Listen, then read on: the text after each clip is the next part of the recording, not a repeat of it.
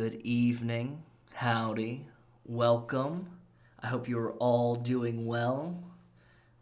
Never mind my out of focus face. I hope you're all doing well this evening. It is Sunday night, so you know what that means. It is another installment of Iron City by Night. This time is Chapter 6, World Keeps Turnin'.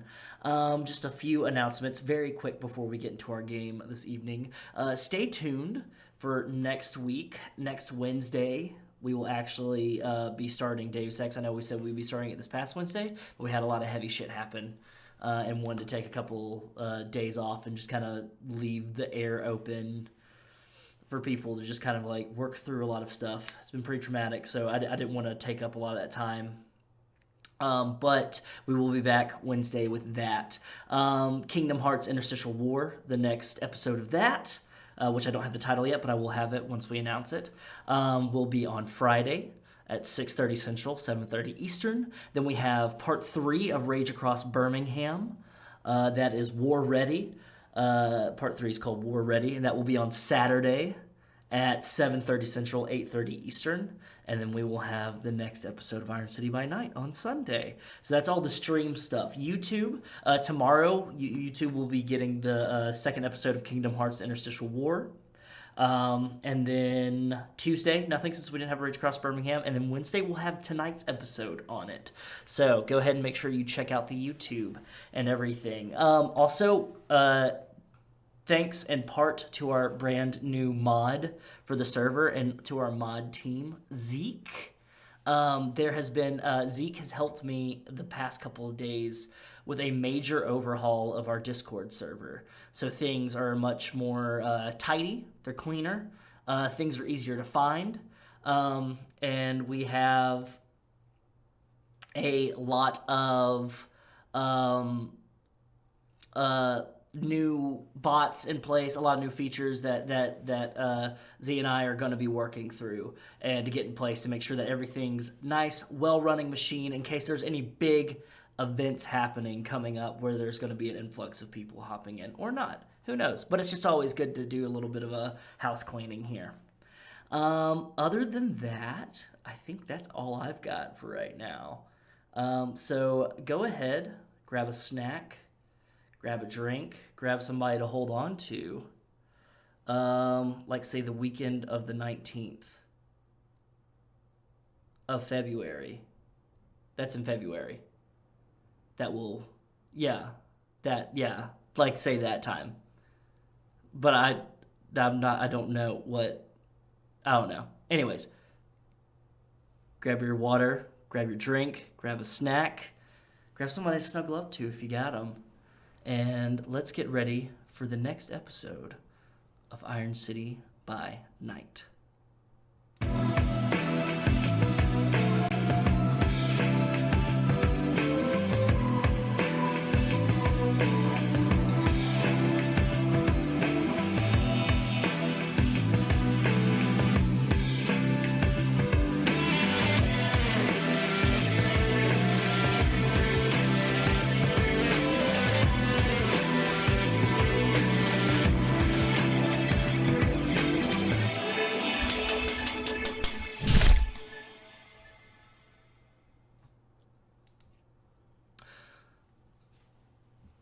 Last time on Iron City by Night, Session 5, Better Hell, the Coterie was all made aware of a fire and a potential murder that happened underneath the WBRC building, or sign up on Red Mountain beneath Vulcan.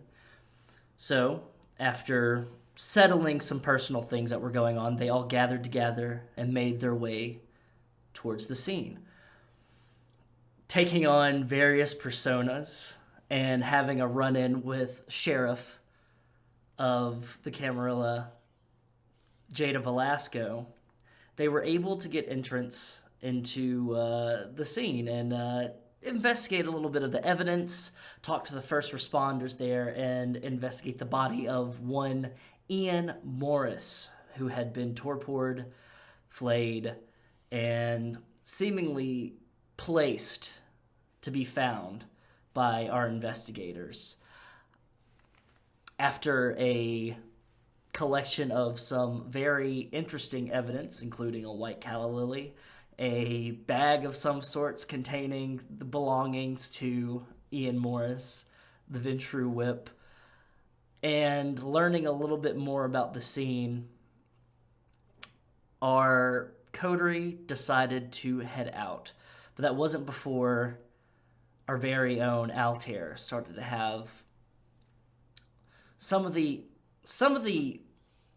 side effects of being a Malkavian start to show through. A little bit of had a panic attack of sorts, which led to our caitiff Aaron to have a attack of a different kind, to start feeling a little bit aggravated, and it led to a flaring up of feelings and emotions that kind of put a sour note in the coterie's tune, as they all went their separate ways towards their own havens, and Aaron to make a drop-off of sorts.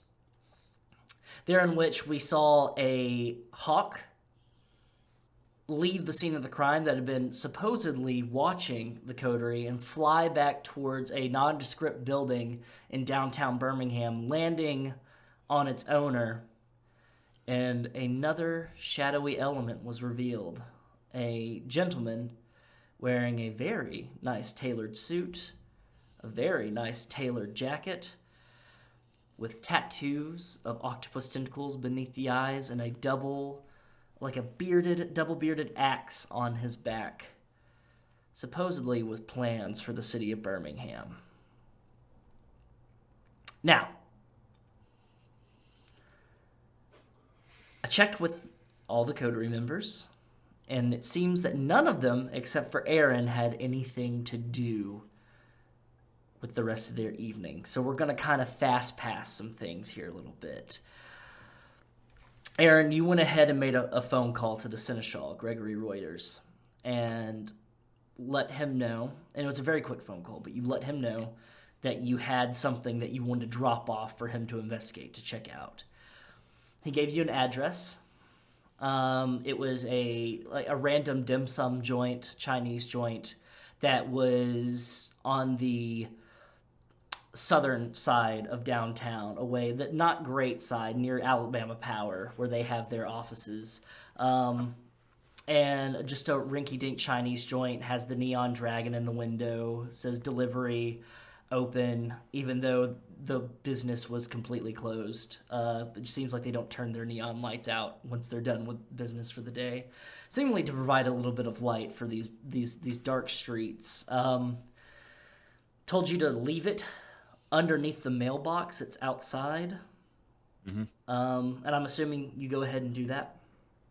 Remind me what else was in the bag. There was a boot, size 8 Chelsea boot from an Italian cobbler. There were the clothes that belonged to Ian Morris, all very finely tailored clothes. There was the skin, supposed Ian Morris, with a message on it that just said unfit, not fit for a crown, not fit for the blood, but in different languages as well. Yeah. Okay.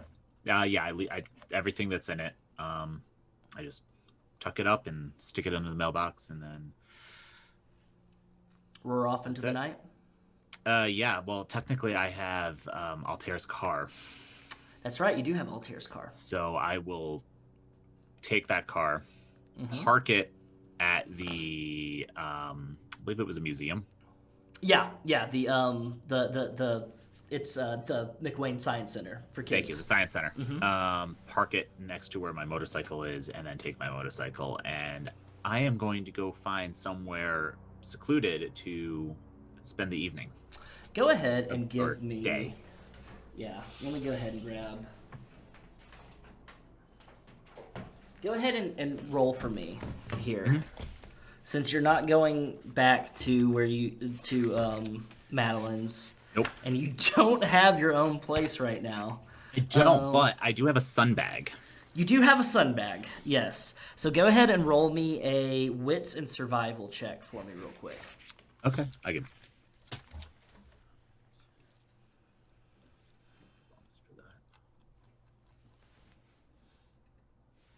I have a -1 difficulty.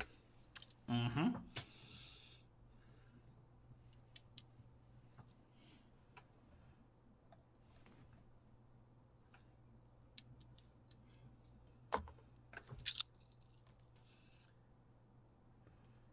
Three success. 3 successes. All right. The best thing about Birmingham, Alabama, is that even though it's a city, it's in Alabama. It is a bubble of progress and culture in a sea of rural fields and hills and mountains and everything. So there is a weird juxtaposition once you get near the city lines, the city proper lines. Once you get into all the suburbs, like over the mountain, like Hoover and Spain Bark, and heaven forbid Mountain Brook. There's these weird mixture of like it's still city, but there's also nature, and there's trees everywhere, and you find a place that's near 5 Points, near Liners, but it's in the Glen Iris neighborhood. It's very dark. There's not a lot of lamps, street lamps. There's not a lot of. It's mostly houses and apartments for college students in this area. It's very dark, and you find Glen Iris Park, which was a park a long time ago, but it has since been turned. It was a park in the middle of all these big southern homes, but since then, through being afraid of urban development and everything, these big homes have gated and chained off Glen Iris Park. So it is now essentially their own private personal park. You find an opening in their wrought iron fence, keeping all the riffraff out of this, and you wheel your motorcycle in through this hole. It's seemingly a place where there used to be a shrub that was growing, and they just decided not to cut it out or anything like that. It was probably like an azalea bush at one point, but it has since died. It has lost all will to live, and it's very easy for you to like kind of chop through a little bit and make a hole for your bike. And there is a couple of Spanish moss trees and willows around. And you find one that's big. It's very big, and it's in the backyard of this person's house, but their backyard is so massive, and there's a hill going up towards where you think might be their pool. They would never, ever notice that you're there. And you find a nice little, it seems like the tree trunk has formed a hole where something used to be. And you realize it was probably like a grave plot or something that this tree had grown around. And they had taken it out. They had moved the bodies out. And so it left this nice little hole. And so you grab your sun bag and you tuck it into this hole. It was made for you, no one else. And you tuck your bag into it. And you grab a couple of like branches and everything. And if you could take a deep breath, you would. And you zip up your bag, and you sit and you wait for sleep to take you. I'm used to this. I'm assuming the rest of you are going home. Madelyn, his house is just down the street. You drop Books and Watson off at nearby his apartment, unless Books, you have her roll up to the front door. Yeah, I think it would probably be nearby. Like I wouldn't go straight to the front of it. Excellent. And I know we're kind of just rolling through and everything like that, but is it an awkward car ride? Is everybody quiet? Madelyn hasn't said a single word. Excellent. Yeah, I mean, Altair's not really much of a conversationalist himself, so. Books, you and Watson get out of the back seat, and I just assume just like awkwardly like wave by. Yeah. And as soon as you're out of the car, Madelyn tears off. Altair, where is Madelyn taking you? To his own haven. Your own Yes, to his own haven. And I imagine Altair has a very secure, very like just so nobody can mess with Altair. It's in the hospital district. down by UAB, one of those new, like, condominiums that spring up, you know, when gentrification rolls on through. And it's a very secure place. There's no windows. It's one of the inner, like, apartments where they're, like... And the the realtor was like, we can get you a balcony and everything. And Altair's like, that won't be necessary. Don't need it. Don't need it. That won't be necessary. And you got a really good deal on it. Well, that's good. But it's got like a taco mama and all these other, like, it's like the white, but let's do Asian food or Mediterranean food, but it's owned by a white guy and it's hip. It's got a bunch of those on the bottom floor. And when you direct Madelyn, do you direct the general area or do you tell Madelyn where to drop you off?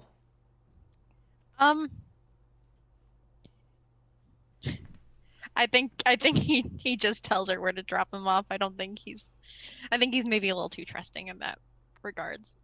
Got it. So drop Altair off. Madelyn, do you book it on out of there as soon as Altair's out of the car? Oh yeah, immediately. Yeah. Doesn't say anything. Just immediately hauls ass out of there. And you go up to your apartment. And for now, we won't explore what Altair's haven is like.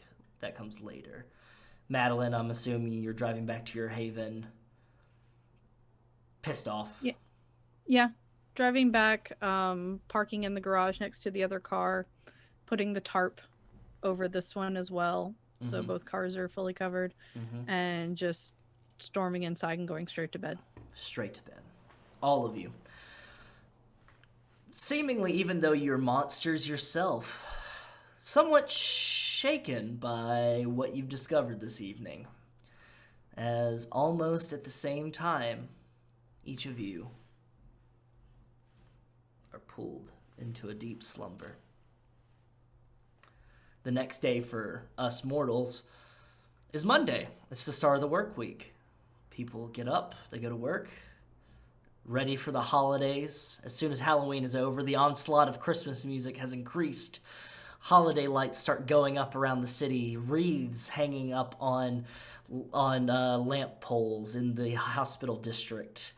It's annoying to some.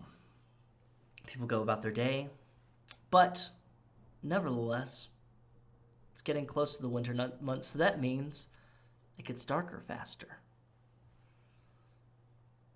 And right around 6 p.m., as the sun finally crests its immense and dangerous rays beneath the shadows of the mountains and the valley that you're in, you all wake up at once, eyes open. What's the first thing each of you are going to do with this new day? Because this is a very special day, especially for books, because this is the day that you have to present your findings to one Prince Alexander Silverson. And this is also the day that Books has to make a decision. If Books is going to have his place in the Camarilla, and if he is going to rely on the three of you to be his shepherds into his unlife, or if he is going to accept a different fate and meet final death respectfully and with open arms. Well, first I'm going to make a rouse check and see how. Oh, that's right. We do need a rouse check from everybody. That's what I was gonna say. I should have kept my mouth shut. Yep. I failed, so I am up 1 hunger. I'm surprised not everybody in the chat yelled rouse check. It was only one also person. failed. So I'm at hunger 3. Fail. Hunger 3. I succeeded. Succeed. I also succeed. Wow, look at you guys go. All right. So, Madelyn, you are at hunger 2, correct, Mundo? And Altair is at hunger 3. And Aaron and Books, what hungers are you at? I'm at 2. 2? Also at 2. 2. So we got 3 2s and a 3. You love to see it. You love to see it. All right. Let me go ahead and start my notes here with that little nugget of information.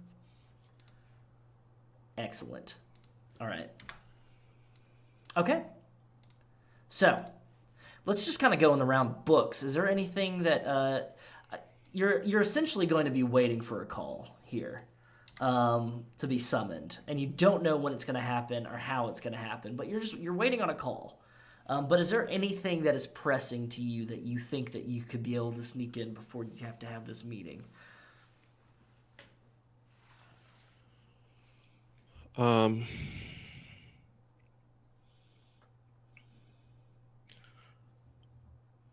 I guess I never, I don't think I ever talked to the others about what the information that they were able to find. So I think I would probably at this point just like text pretty much anybody that I like have in my phone who I saw at Liner on Halloween. Okay. And just text kind of like I don't want it to sound like intense or anything, but something like there was a woman at the club. Was wearing the corset, had like blue violet hair. Do you know who that is? I'll probably put like a smiley face at the end. Got it. Like a winky face or something.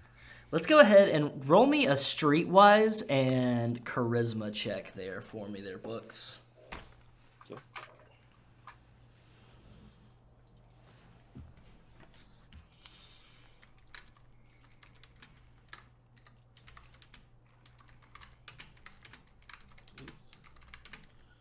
Two. All right. 2. Okay, I'm going to take that in. And you send that text out. You rolled a 2. And we will see what fruitful endeavors come of it.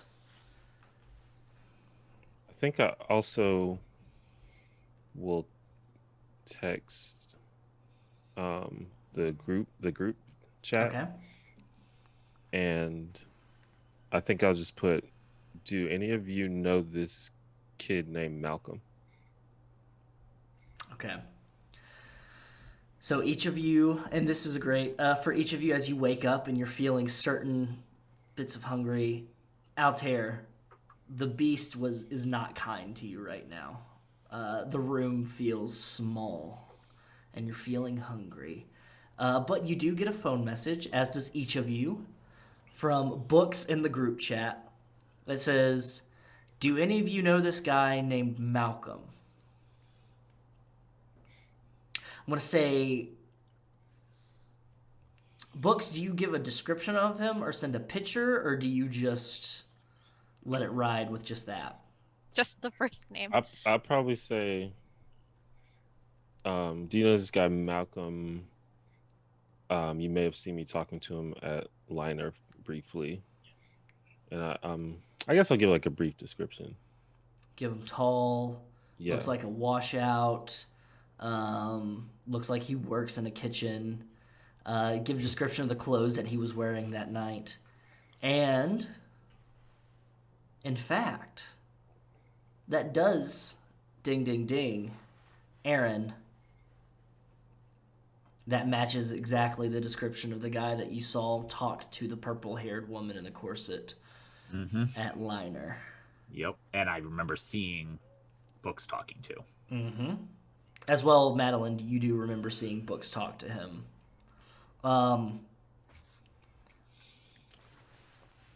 Altair and Madelyn, go ahead and roll me a streetwise and intelligence roll. Ah, yes. Streetwise, that thing that I'm very good at. Street smarts. Ooh, there's a low roll for me. 0 2 successes. successes. 0 successes and 2 successes. Madelyn, no fucking clue. There's no reason why you would fucking know who this burnout is. I was gonna send a emoji of a girl doing this. Got it. Altair, It's from a long time ago. By a long time ago, it's been like 3 years. That's what long time ago. Not a long time ago, but 3 years ago. Still a significant amount of time. You remember, just off of that description, it's like the memory was plucked out of like the web of time and just placed in your brain. You remember bumping into said guy at a blood bank. He was volunteering his time. Just doing the basic grabbing snacks and everything and cleaning up after everything. Like refreshing the where they're taking the plasma and the blood, refreshing the seat covers on that and grabbing snacks and orange juices for people like that. Nothing intensive where he was like putting needles and stuff like that. But he sticked out because he looked like he didn't belong there because he had at that point he had those dudes that go to festivals that the white dudes with dreadlocks. That's like, why are you fucking doing this, man? It's not the look. And he's wearing like the big slouch beanie and everything, but he was wearing scrubs and everything like that. But it stood out. It's like that doesn't look like that stands out, and that's why it stands out because it's one of those things where this thing doesn't fit in this environment. Okay, yeah, so I think in the message, Altair will just relay that, like, hey, I remember this guy from like 3 years ago. He was volunteering at a blood bank.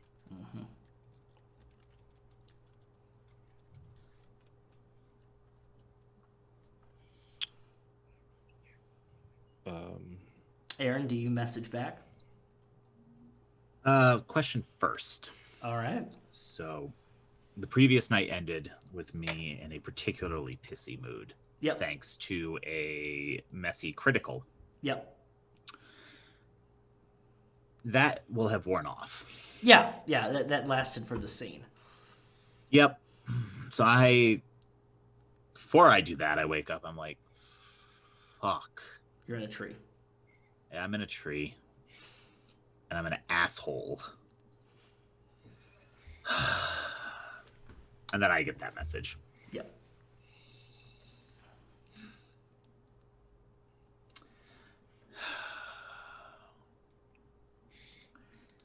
I just reply, yes. Yeah, I have tapes of him running into our purple-haired mystery woman from Liner. Can we meet up?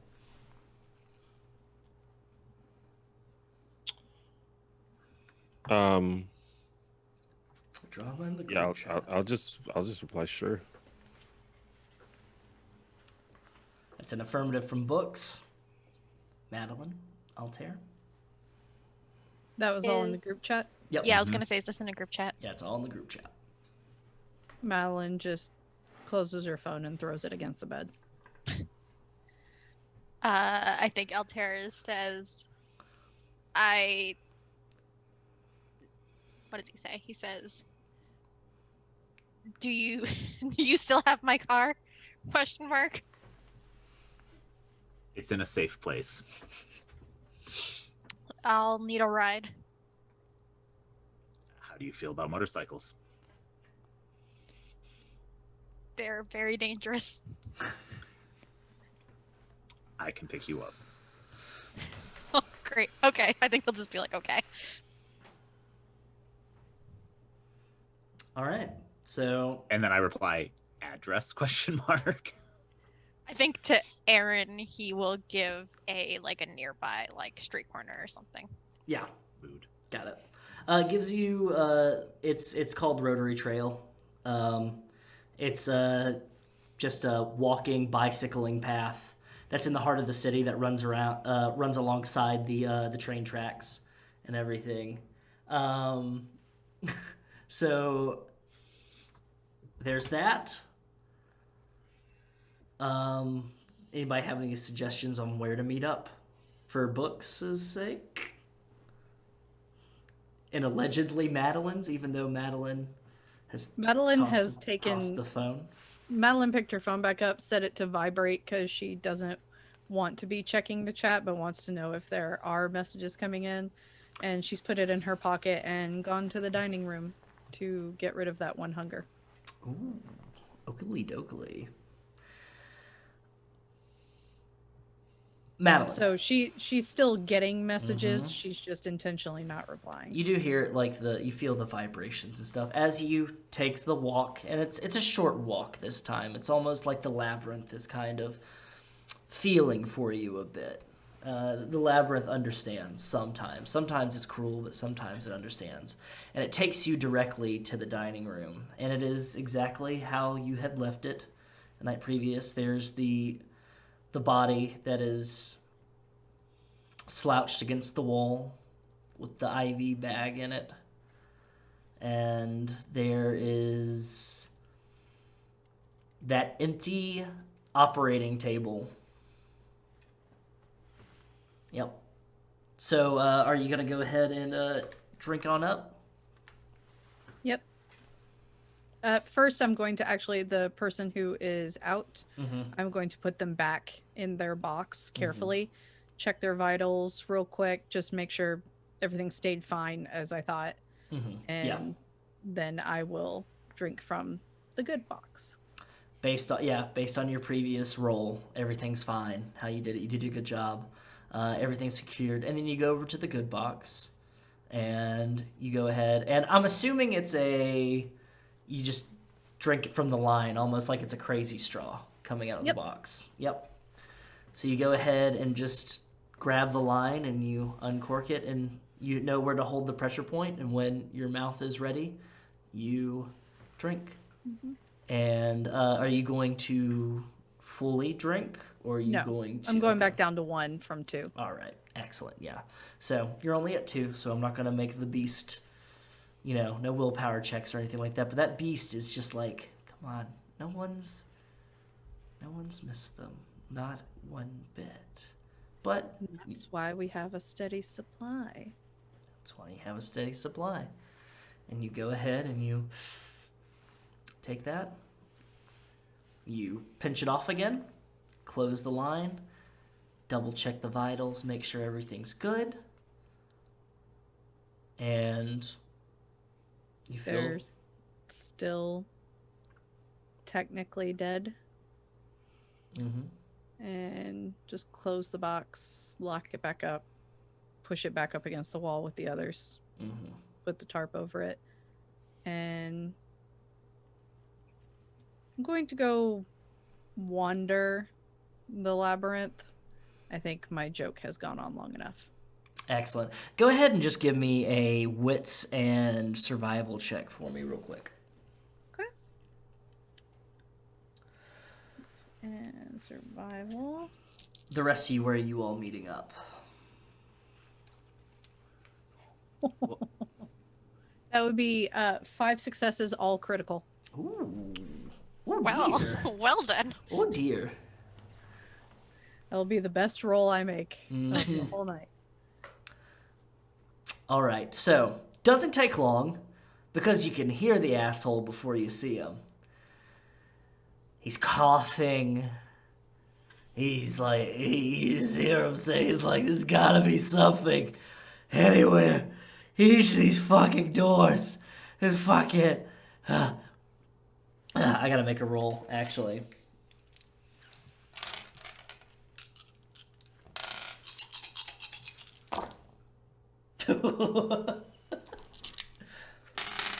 You see him off in the distance, a silhouette. Your eyes are adjusted, and he's just wandering wildly. And like, even if you could be running right towards him and he wouldn't even notice you, because he's like leaned up against like the drippy mossy brick, and you see he's like sucking into probably a rat that he's been holding on to for the past couple of hours. And he's just like, yeah, it's fucking awful.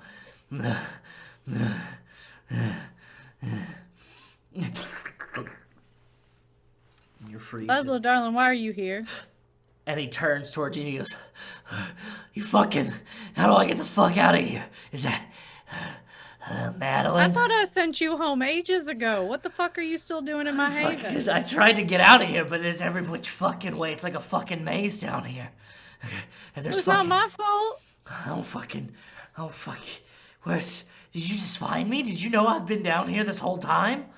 No, I was heading out to go socialize, I guess.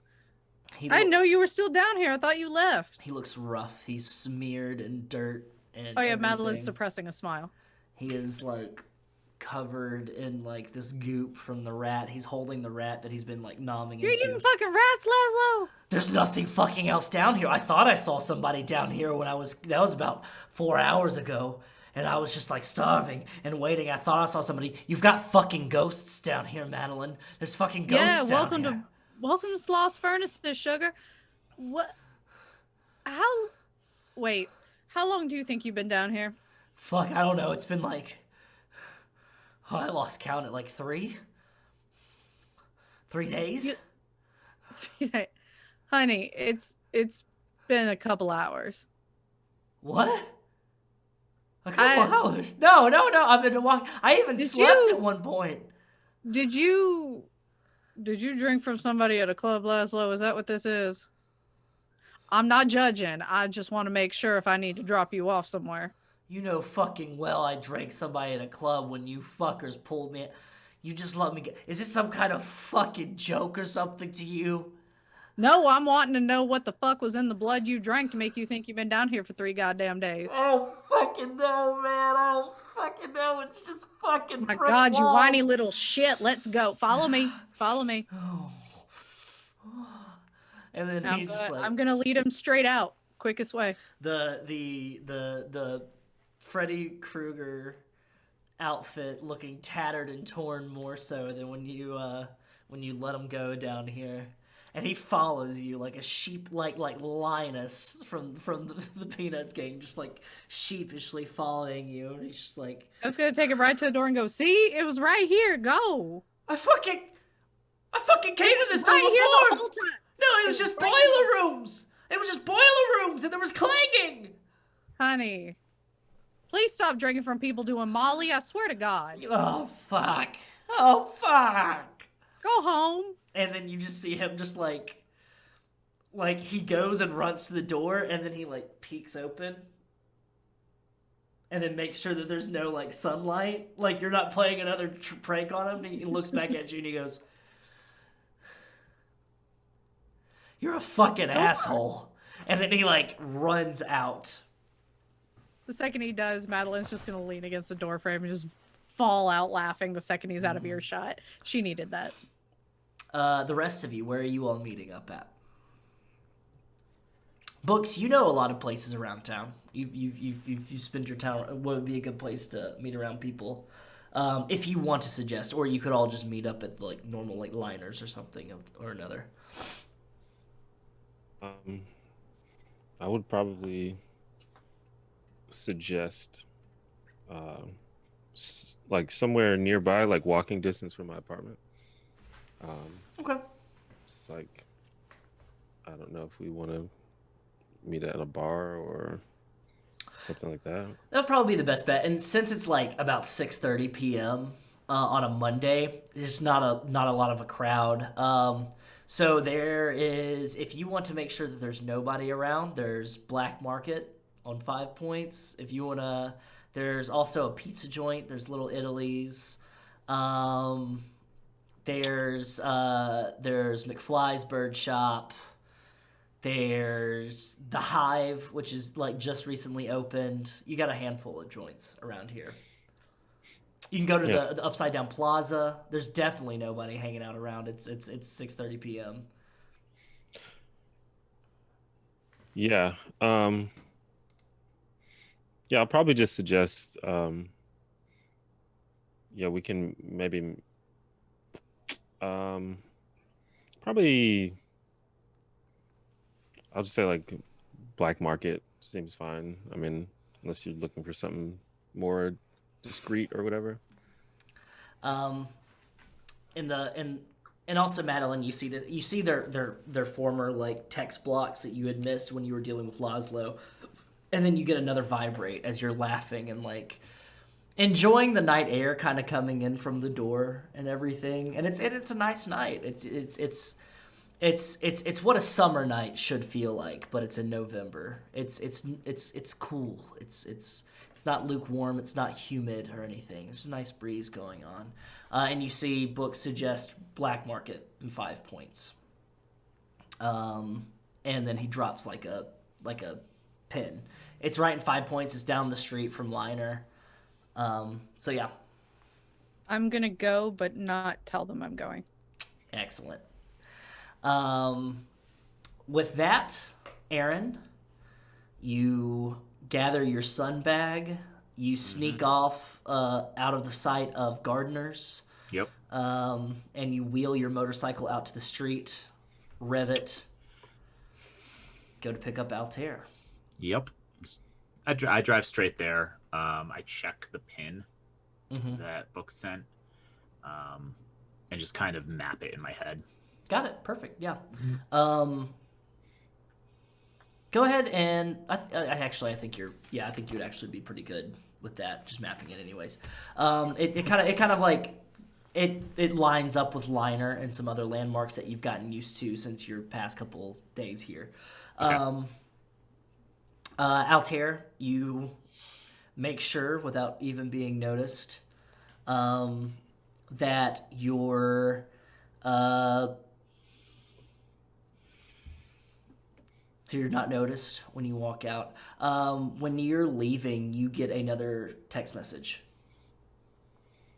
Oh, okay. Well, he'll check his phone on his way out. It's from Reese. Oh. Okay. What's it say? Reese says it's like you can tell it's one of those where it wants to be a little bit more, but it's just like hey, how was your Halloween? I hope it was fun. Mine was all right. Just checking in. It's been a while. And it's like one of those like I want to say more, but not. Yeah. Okay, so I think on his way to wherever he told Aaron to meet him up, he'll text back. Hey, my Halloween has been past couple of days have been kind of crazy, busy. We should meet up sometime soon. Immediately. Yeah, time and place. When and where. Immediately texted back.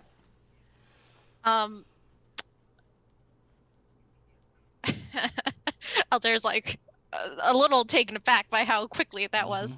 And I think he will say, I've got some things to figure out tonight, but I'll let you know soon. Look forward to it. And then there's the typing, like the 3 dots after the look forward to it, typing, and then it just goes away. I think Altair just sends like, as he's like getting to the meeting place, he just like sends like a smiley emoji, just a simple smiley emoji, and he'll put his phone away and wait for Aaron. Excellent. Books. As you're getting ready, Watson is sleeping soundly on his cat tower that you've kind of assembled.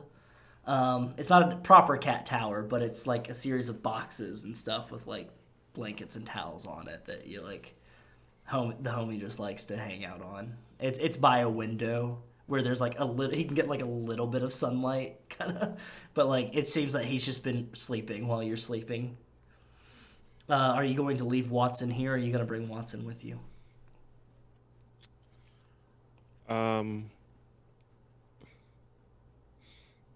I think I'll probably.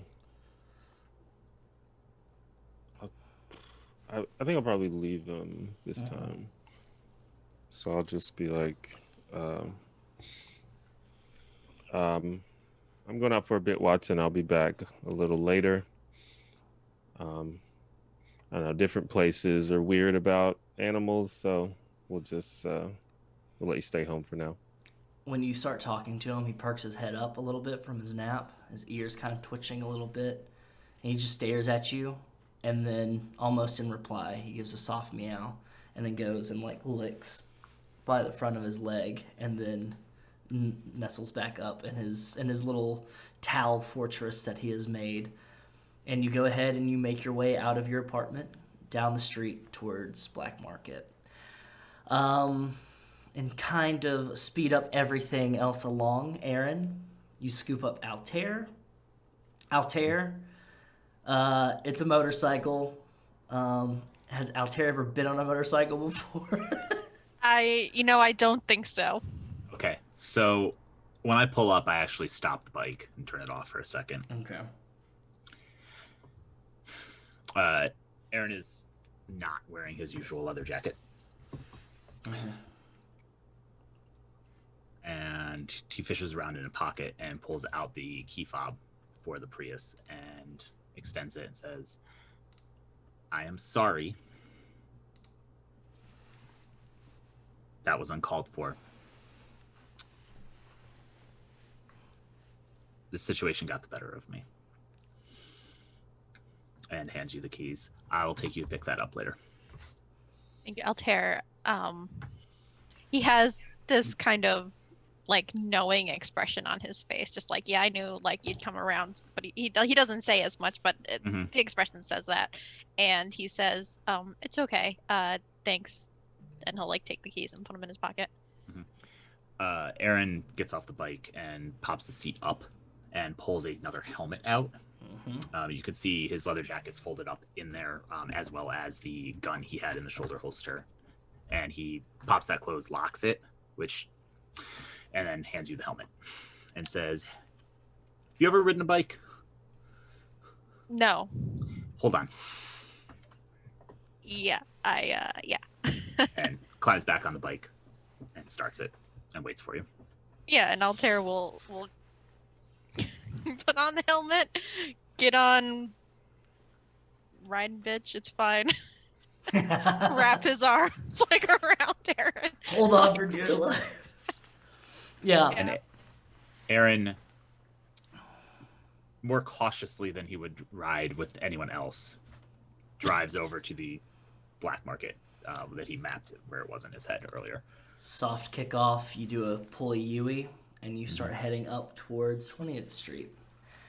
Madelyn, are you taking the four-door sedan, or are you taking the caddy?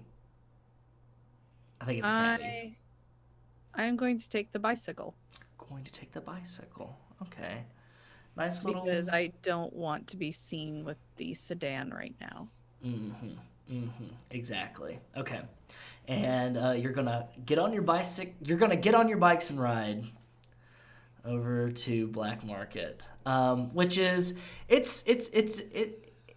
takes about 30 minutes to get over there, from Sloss Furnace to Black Market, just because you're having to deal with traffic more or less or anything like that. It would be a shorter bike trip if you didn't have to deal with traffic. But you do have the Rotary Trail to help out and everything. So you get on to the Rotary Trail, you get off, and almost seemingly, almost by fate or fortune have it, you hear a motorcycle roar off in the distance as you're coming out of the Rotary Trail entrance onto 20th Street and making your way up Black Market. Books. In the time that you have gotten to Black Market, you've gotten a series of text messages. People being like, "Oh, Books is looking for a lady." Stuff like that. A lot of them that are not helpful. Somebody asks, "I hope you didn't catch anything. If that's why you're looking. I hope you didn't spread anything. I hope that's why you're looking." And then you get a reply from... Did you text Malcolm as well, asking? Yeah. Malcolm says, "Oh, yeah, nah. Really good-looking chick. didn't have the cojones to talk to her though, but she was looking right. And then you had another person said, one of your friends that you know from like going out and about in the bar scene, says, I tried talking to her, but she wasn't interested in talking to me. She was looking for someone else, it seemed. That's the two responses that you got were helpful, that were not suggesting you trying to find somebody to have relations with this woman or suggesting that there might have been a transmitted disease involved or pregnancy.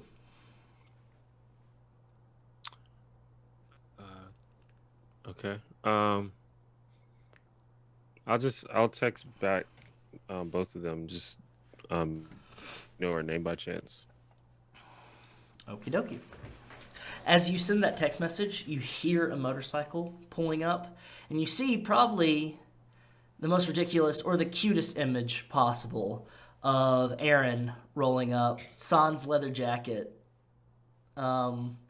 with a small framed person wearing a sweater that's almost too big for him, clutching tightly onto the back with a tinted helmet. Just like looking. You two see Aaron. We stopped. You can let go.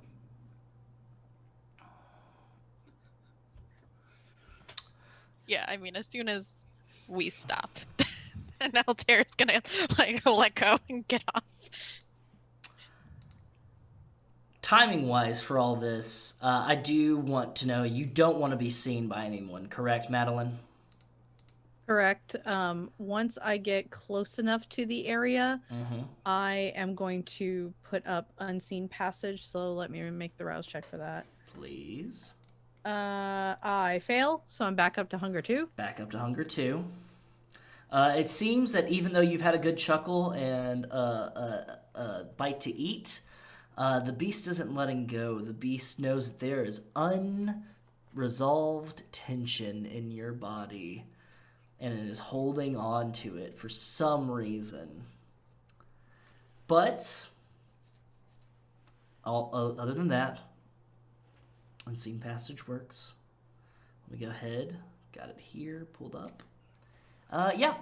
So, you have the bike rolling, and you see, as you're pulling up, like, across the street on the bike, you see Aaron and Altair getting off of Aaron's bike, Aaron grabbing out the helmet off of Altair's head, and Books kind of seemingly amused on the sidewalk outside this joint.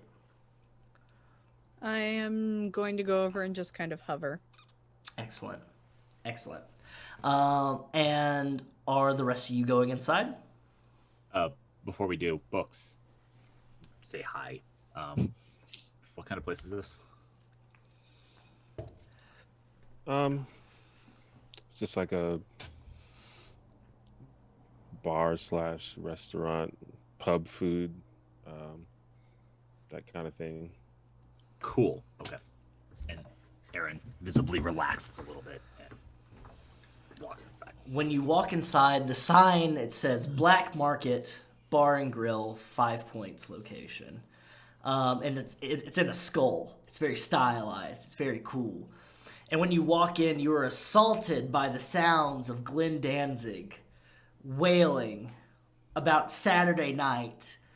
And you see there are waitresses and servers walking around with full arm sleeve tattoos, with multicolored hair that look like they want to stab you.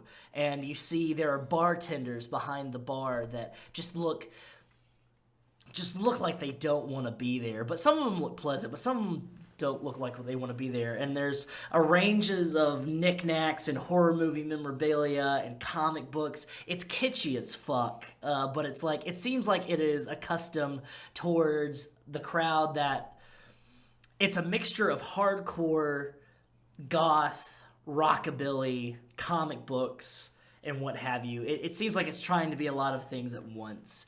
Madelyn is very happy she has unseen passage up right now. Aaron is very comfortable here. Madelyn is extremely uncomfortable here. And it says, behind the bar, there's a sign that says, "Welcome to Black Market," where it says, it's good food, or like good food, great drinks, evil bartenders, things like that. And you walk into this joint, and all three of you walk in, and there's a host at the host stand. It's a guy, wiry framed, glasses. He's got the undercut with like it's smoothed over and like slicked back, and it's been dyed red. And he's got a t-shirt that it has been cut off. It's probably not sanitary, but they really don't care. And he's got both arm sleeves and everything. He's got neck tats up to here, and he's like, "Oh, look, party of three. How can I help you all?" Booth. Booth? All right. And he grabs 3 menus. He's like, "Follow me." And then he like he leads you to a booth that's in the corner and spreads out 3 menus and goes, "All right, my name's Chester if you need anything, but I won't be your server. That's going to be Ashley. Ashley can help you with anything that you need.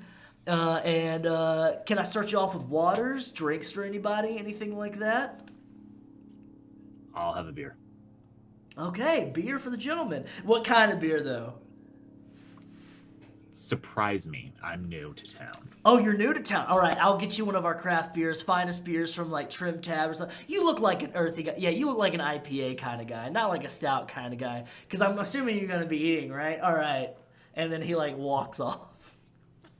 Real quick, while we're in here, I would like to make, if I can, wits and awareness to check for the Susie and the Banshee looking girl that I saw before. Go ahead and give me a wits and awareness check. Okay. And sorry, whatever Altair was about to say. Oh, I was gonna say, do I see Madelyn with my special eyes? Oh, shit. Do you have them up right now? I just assume they're always on. Okay. Seven successes. 7 choice. successes. Okay. I just assume they're always on. If you do, you see Madelyn looking both scared and pissed off at the same time. Yeah, if you've got Sense the Unseen on, then yeah. You see Madelyn, like, kind of following behind you all. Just, like, does not look happy to be here at all. Okay, Yes. Altair doesn't say anything, and he tries not to look like he's staring at one spot in particular, you know? He just, like, looks back. You all sit at the bar. And how many successes was that, Madelyn, for your... 7. For a moment, you're looking around, you're scanning, you're like, just in case, because it seems like the kind of place that she would be. And you almost think it's her that you see, and then you realize it's like, because you see like the back of the head, and it's that teased out hair, that black hair, slight frame, leather jacket, and then turns, and your heart almost skips a beat. Then you realize it's a dude that just looks like Omar from Mars Volta, just like teased hair, like just like it's a dude that's just has like that similar frame and everything like that. Okay. For a moment. And Altair, you do see a sigh of relief come from Madelyn. And you're all sitting here.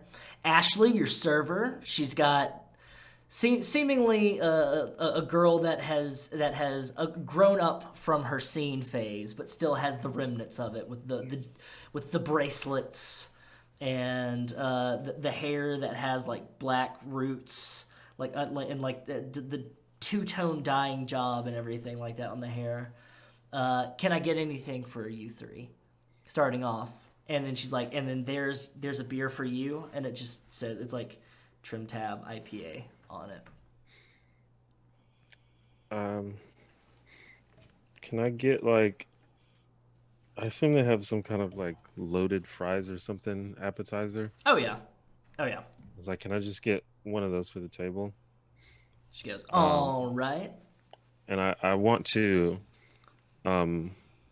activate awe. Okay. And I just want to say, hey, Ashley, was it? Yeah, so you go ahead and activate all, and Yeah. you say, "Hey, Ashley, was it?" And she immediately locks eyes with you. And I say, um, we're kind of having like a meeting, and we don't really want to be disturbed too much. So, don't worry about, checking on us if we need you. I'll make eye contact with you, but I think we're good for the time being. Go ahead and roll manipulation presence for me. Okay.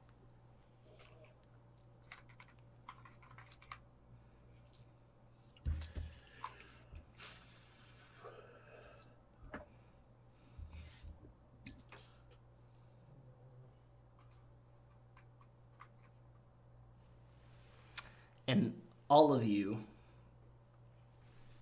at the table, as soon as he says that, kind of turn and look at him almost. And it's like, like each of you know when somebody's putting on that awe, that presence, but it's weird seeing it come from books. Where you're like shit. Aaron straight up raised eyebrow, like, Mm-hmm. huh. You're like, is he? Okay. It's like, yeah, he does have nice cheekbones, and he's got a good frame, and he does have a good voice. Like, I could listen to him talk all day. So Mm-hmm. that's one success, Okay. but one of the failures is the skull. Does that mean it's a? So, you say that, and she looks at you, and like each of you notice that she's like putty in Books' hands right now. And when he smiles at the end, like smiles toward her, seemingly all without him noticing, his teeth have turned very lupine-esque. They're very wolf-like. And like he just like gives like that like cartoon wolf flashy grin. And like she's like right there with you, Books. Like you could tell her to do anything and she would do it for you. And then she sees those teeth and then her eyes go wide and she goes, "Oh, okay, yeah, I'll just get the kitchen sink fries and then we'll leave you alone." And she like looks, she goes from being like in like fully on board to scared. And then she like turns and she like hurries off. We saw her looking a little scared. Mm-hmm. Okay. She went like almost immediately, like Okay, that's probably fine. It's okay. Fine. It's fine. I sit down in the booth with my back in the corner. Have either of you heard from Madelyn? I haven't. No. No, I haven't. I can message her if you want. Nope. And I pull out my phone. pull out your phone. Scroll to P Okay. and tap on that contact. Okay. And just text her and say, "Can we talk later?" You said, "Can we talk later?" Aaron, can you go ahead and roll me a... Actually, everybody at the table, can you go ahead and roll me a wits and awareness check? You've got your phone on vibrate, correct, Madelyn? And it's on your person. Got it.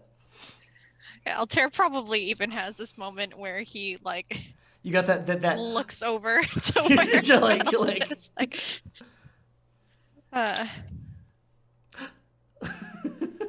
5 successes. That's 4 for me. 4. a secret with 4. Oh no. So Guys, help! Someone help my poor boy. So it's very quick. And if you weren't kindred, you wouldn't hear it. But you just hear a from next to Books. but like at the edge of the table, like where like nobody was sitting in the booth or anything like that. Like books had like slid in and everything like that. Seemingly like you were waiting for Madelyn. There was a spot for Madelyn there that you were providing, and you just all three hear a. Second that it vibrates, Madelyn's like. And Altair, you see that? You see Madelyn react to that, and you're like, it's almost like you're connected, and you start feeling embarrassed for Madelyn, and you start like, you're like, oh no, how would I feel in this? How would I feel in this situation? And you're like, and you start just like kind of like fiddling with like the placemat at the table, and you realize that there's like comic books underneath the table. And then so for the rest of the scene, Altair, you're going to try to do your best to take the conversation away from Madelyn at any point. If it brings up Madelyn, you're trying to save her from this embarrassment. You're trying to cover for her because you understand. So at any point, if Madelyn is brought up, then you're going to try to deflect. Perfect.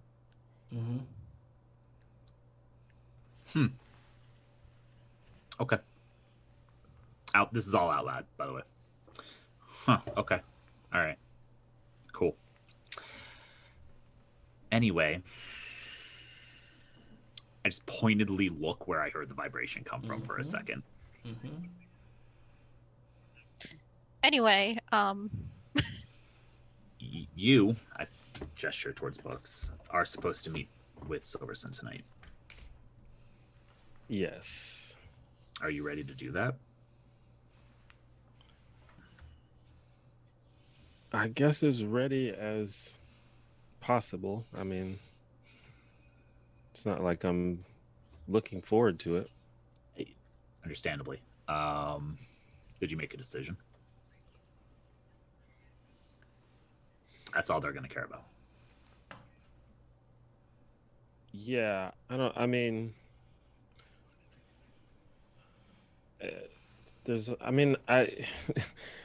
it seems weird to me that this is being presented to me like a real decision.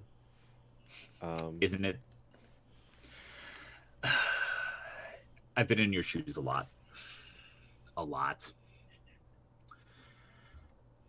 It's not.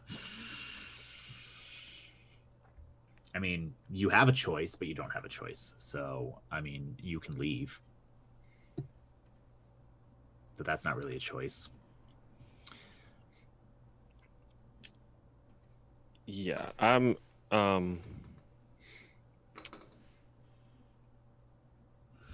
do the thing that keeps me alive. And if I figure something else out that seems to have a better shot at doing that, then I'll probably do that. But at this point, it just seems to be a choice between continuing to live and not continuing to live. And I'd like to continue to live. I think everything you said was a very smart choice. I make a point of saying everything you said. Kind of look over at Altair, glance for a second where I'm pretty sure Madelyn is sitting or standing.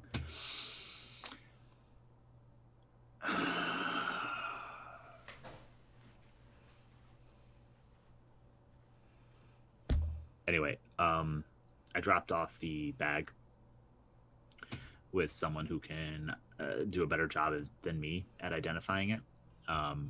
Because of all that shit and me being a fucking asshole, I didn't get a chance to contact the people I know about the other item, which is...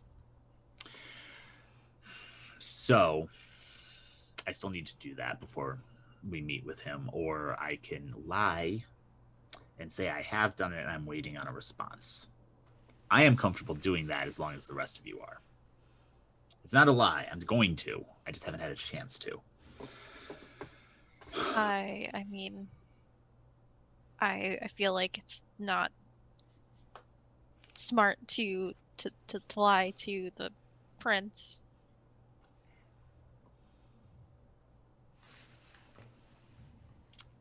Is there a problem if I do? I've already done it more than once. I just wouldn't want to see something bad happen to you is all. I appreciate that, but I'll be okay. Altair, you see that eye roll from Madelyn.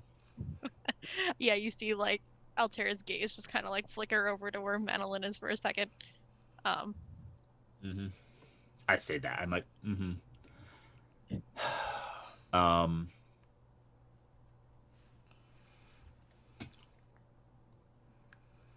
I have a lot of other information, but I think we should wait for someone before we do anything else. Yeah, we can wait until we talk everyone together. And Altair keeps on saying, till we're all together, till we're all here. Till each of us are here, and we're present all and of us everything. together. All of us together. And just like making it a point. One big happy family. At One Big Happy Family, each of your phones go. Boop, boop. Each of your phones go. Boop, boop. And you all get a message. Each of the three of you can see. You get a message. Madelyn, do you pull your phone out as well? At the second boop, boop, Madelyn becomes very hyper aware, and at the next person that leaves the pub, she's going to go outside and behind the building to check her phone. Got it. Which will drop my unseen passage. Yeah. You all get a message, and then you see the Omar looking motherfucker stand up and start walking with like a cigarette in his hand. And there's a door nearby y'all's booth that leads out to like a patio area.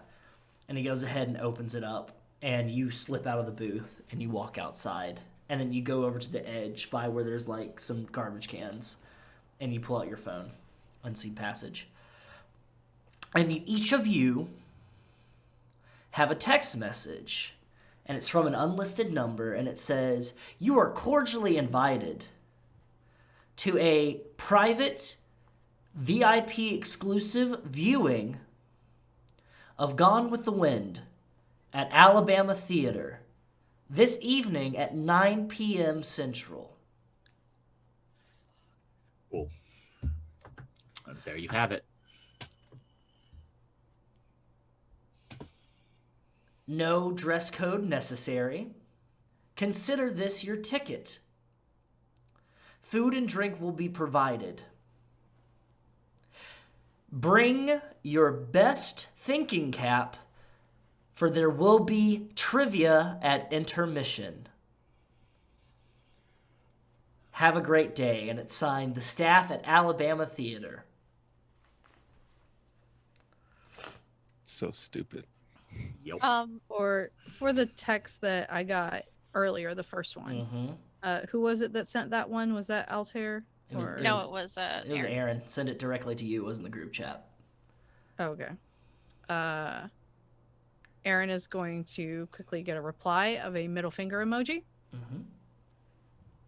And to the group chat, Madelyn will send, "Was that blast text important?"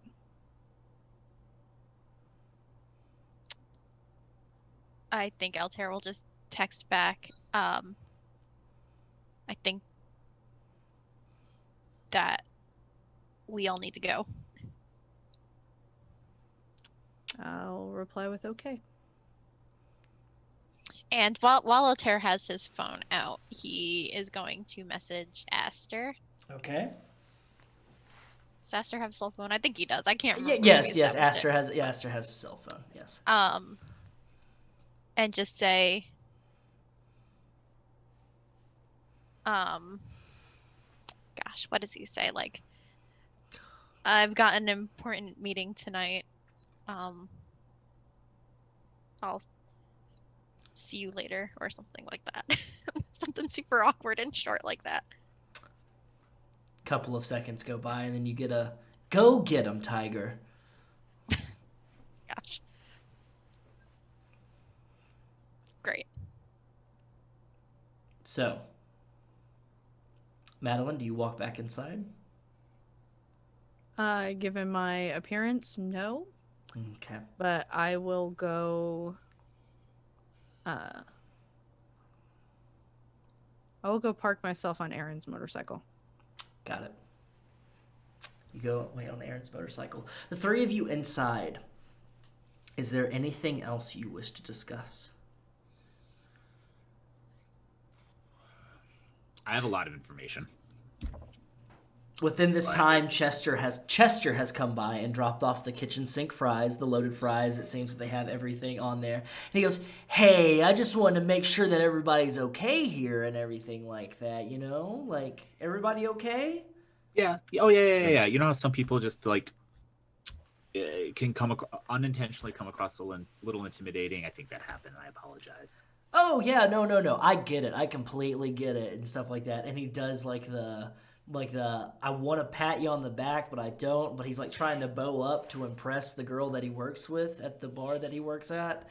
But like he's like, you know, like if you need anything else, just come find me, come get me. You know, lock eyes with me if you need anything. I'll be more than happy to take care of it. You enjoy those loaded fries, all right? Can I get you another beer there, buddy?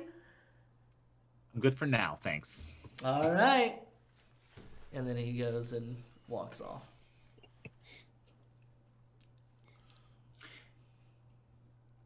I have a lot of information, but not a lot of leads. So a lot of stuff we can say is in progress. What about you two? Altair will look at books first.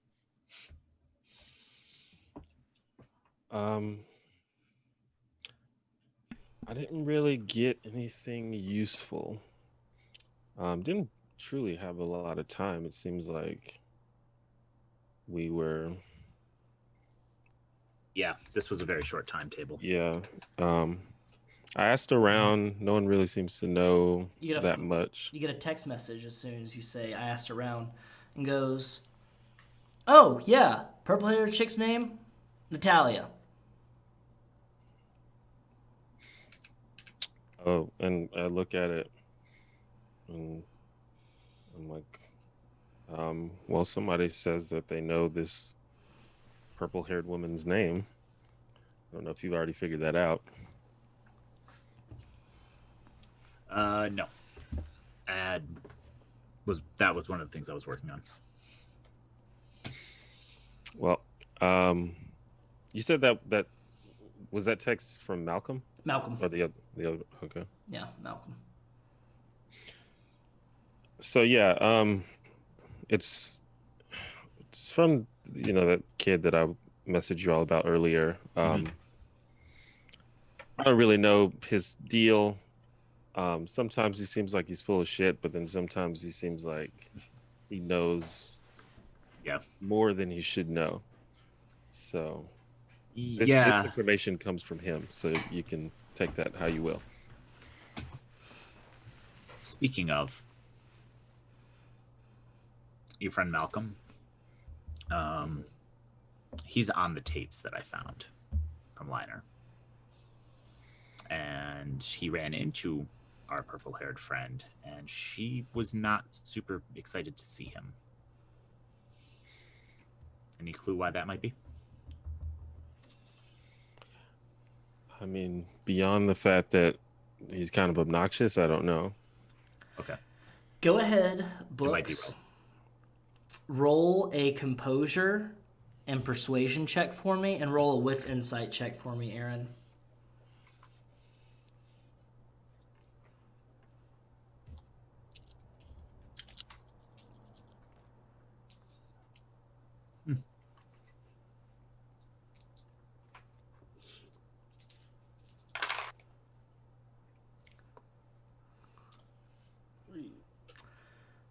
Books is typically, with his demeanor, is like very cool, calm, relaxed.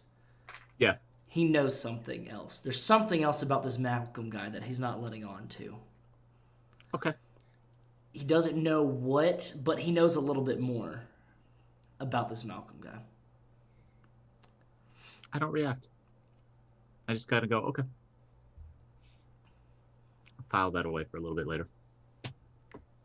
I think Altair will say, I don't really have much other than what we found at the scene yesterday. I wanted to tell you guys something. Yesterday when we got there, and I had this vision, and we really didn't have a lot of time yesterday to talk about it, but I thought maybe I should tell you a little bit more. There was, and he kind of goes into a little, he doesn't describe the whole thing, but he gives a little more description about the boats and the specific man and the like sense of invasion type of feel. And then when he's done explaining, he just kind of shrugs and is like, I don't know if that's helpful at all, but I just thought you should know. All right.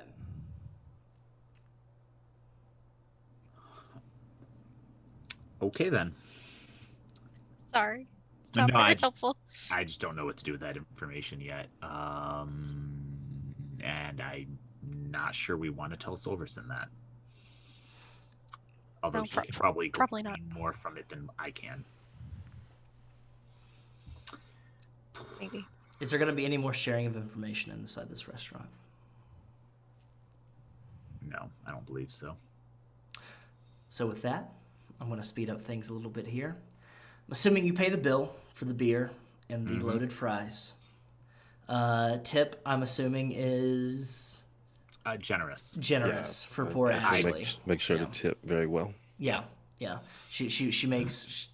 That should help poor Ashley out with seeing something. I actually throw a 50 on the table. Perfect. That covers more than enough for it. Big spender over here. Can I actually ask for a to-go box to put the Yeah. Chester's like, uneaten fries in? Yeah. He's like, oh yeah, y'all didn't touch these at all. Let me go ahead and get a to-go box for you, brother. And he goes ahead and he grabs it, and he grabs like a to-go box. It's like a foam to-go box and stuff like that. And he's like, there you go. I hope you have a good time and all this stuff like that. Carry on. So yeah. And you all make your way out. And Madelyn, you're on the bike. Arms crossed, I'm assuming. Yep. And you all see Madelyn just sitting there, arms crossed, on the bike.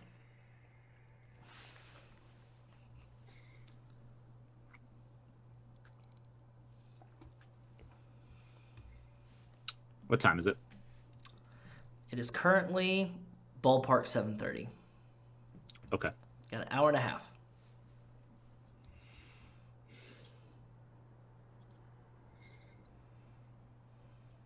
Can you two give me a minute? And with that, we are going to take a quick 5-minute break. We will be back at 8:30 Central, 9:30 Eastern. So that gives you two a chance to think about what you're going to say. Because once we get back from this break, we ain't stopping for the rest of the night. So we'll be right back soon. You go ahead and grab some more water, use the restroom, everything like that.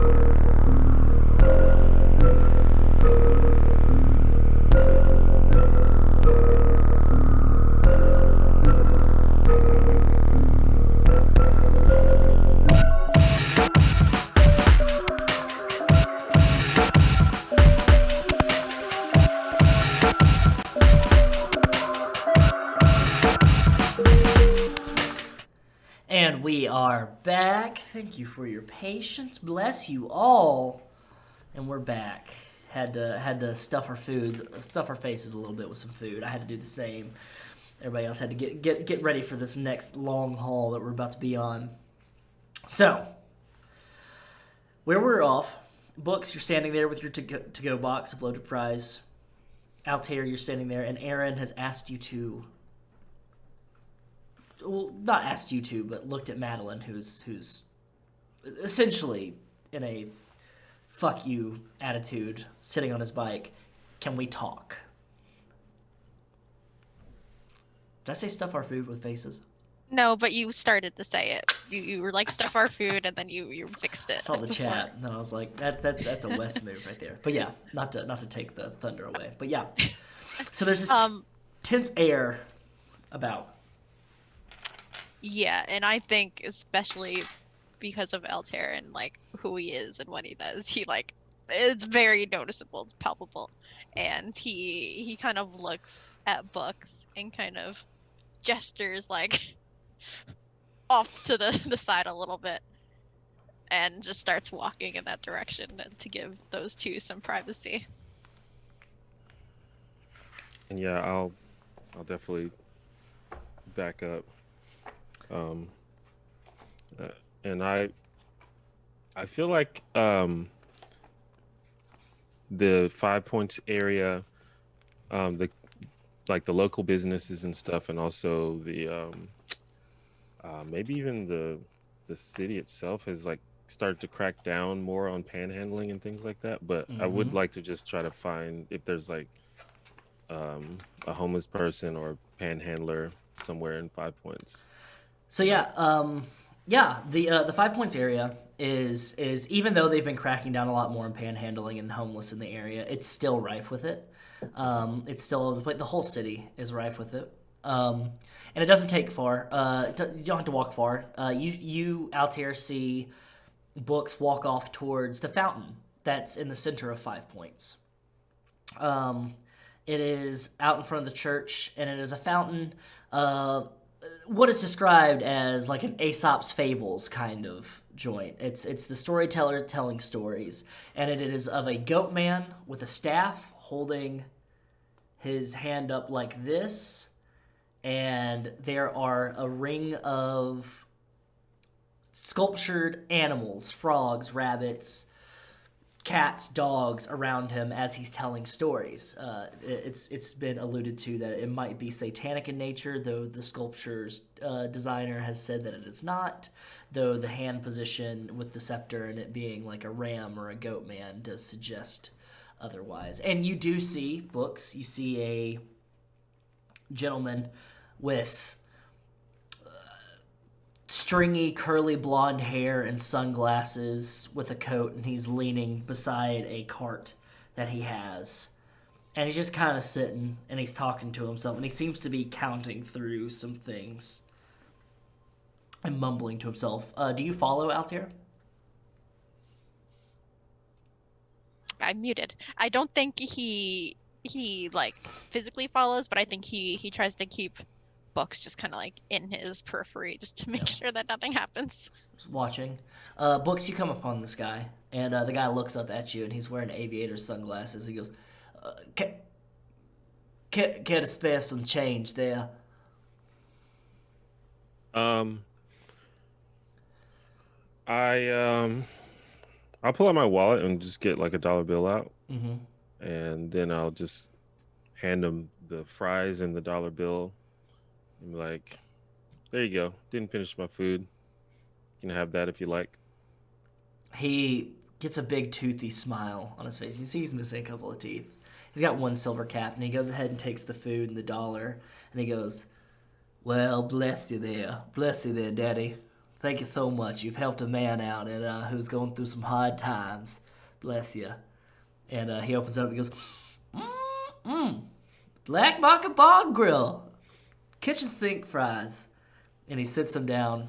And Books, go ahead and mark a humanity point. Well, I'm jealous. What a good guy. And Altair, you take note of that. While that's happening, Madelyn and Aaron.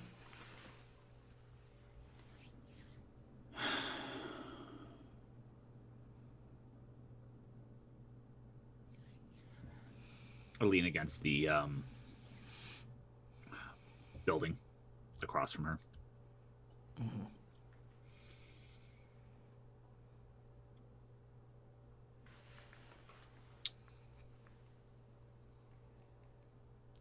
You ever get a little overwhelmed and then just overreact to something and then realize that you were being a giant asshole the next day?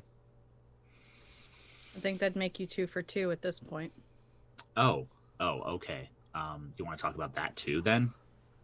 Because that... No. Okay.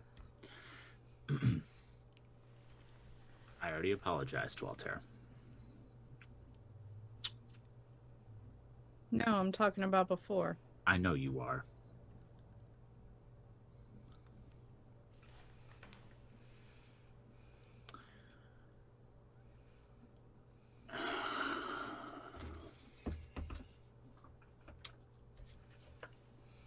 It's not.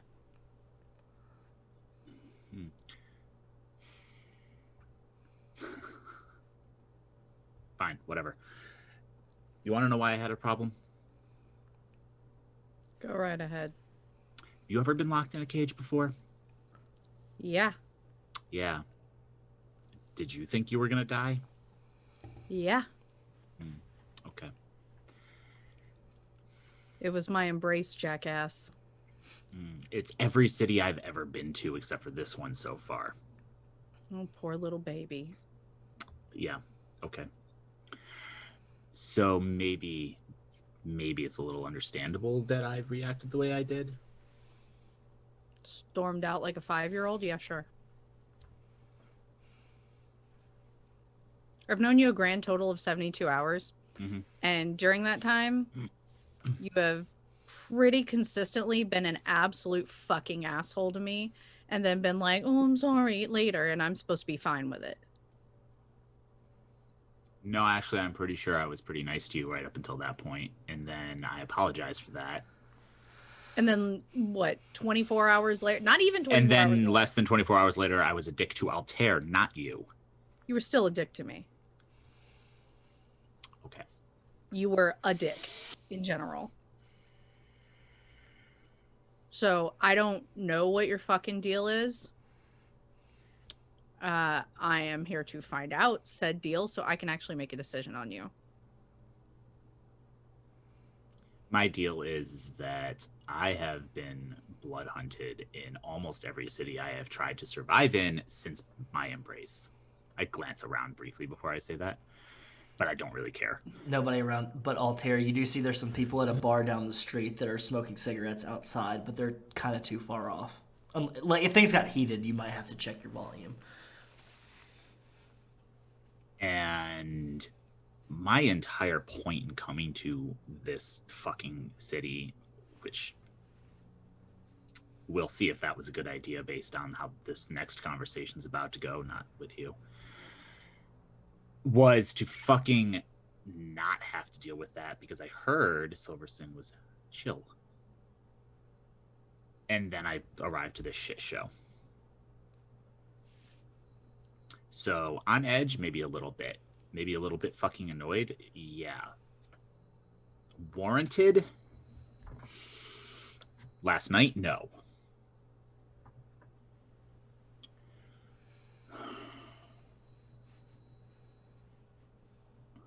I'm allowed to not like the way you prefer to get your meals. And I'm allowed to not like your fucking attitude. You're right. And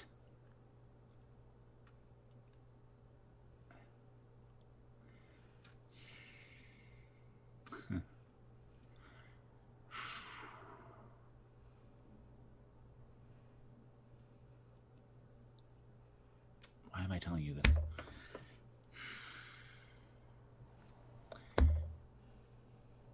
As someone who's been used as a living blood bag before, maybe it hit a little too close to home, okay? Well, you Do got with that nothing as to you worry fucking will. from me.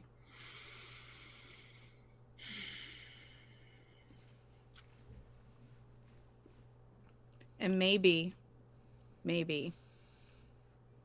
as someone who has never been able to trust how people appear to treat me, because the true colors always fucking come out, don't they?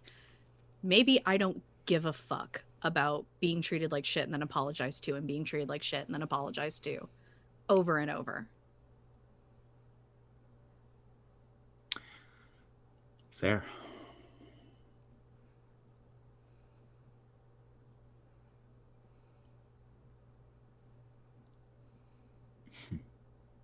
My feeding doesn't hurt anyone. You're Your right. attitude does. Yeah, you're right.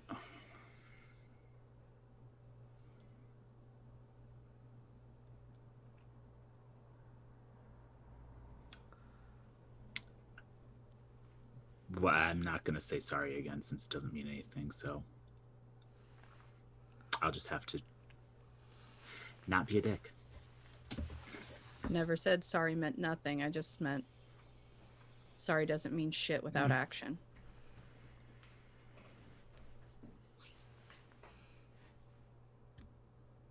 Well, I'm sorry. Show me. Okay.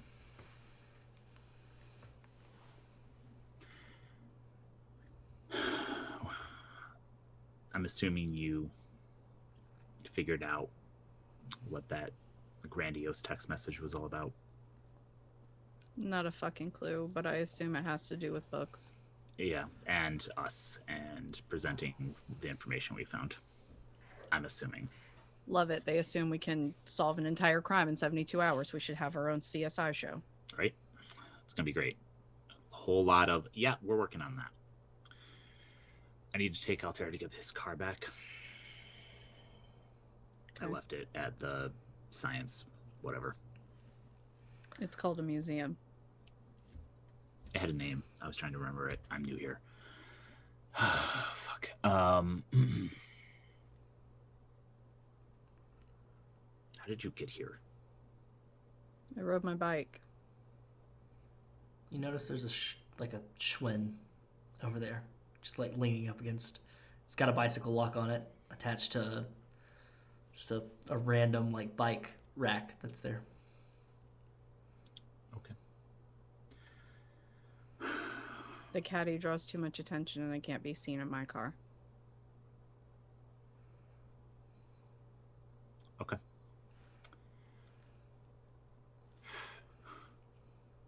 All right. I have to take Altair to get his car.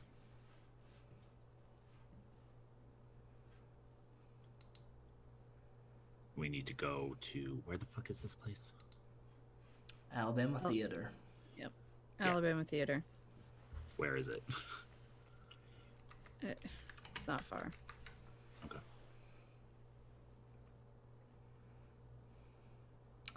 And with that, I can meet you there. Okay. And with that, I'm assuming we can speed up time a little bit more here. That Aaron is going to take Altair to get Altair's car. Madelyn is going to bicycle towards the Alabama Theater. And I'm assuming that Altair can come and pick up books. Is that how y'all are going to do this? Bicycle, motorcycle, two people in Altair's car? That works for me. Okay. Unless That's Books fine, had yeah. a different way he wanted to get there. I think that'll work. I think I'll literally just hang out just on the street where we were and just wait for Altair to come back. Got it. So, let me do a little bit of narration here. All through the wibbly wobbly, timey wimey stuff, Aaron, you take Altair to pick up his car.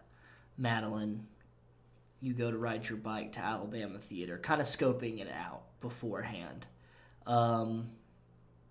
It says on the marquee outside, and Alabama Theater it's a street over from the 20th Street. It's downtown. It's in the theater district.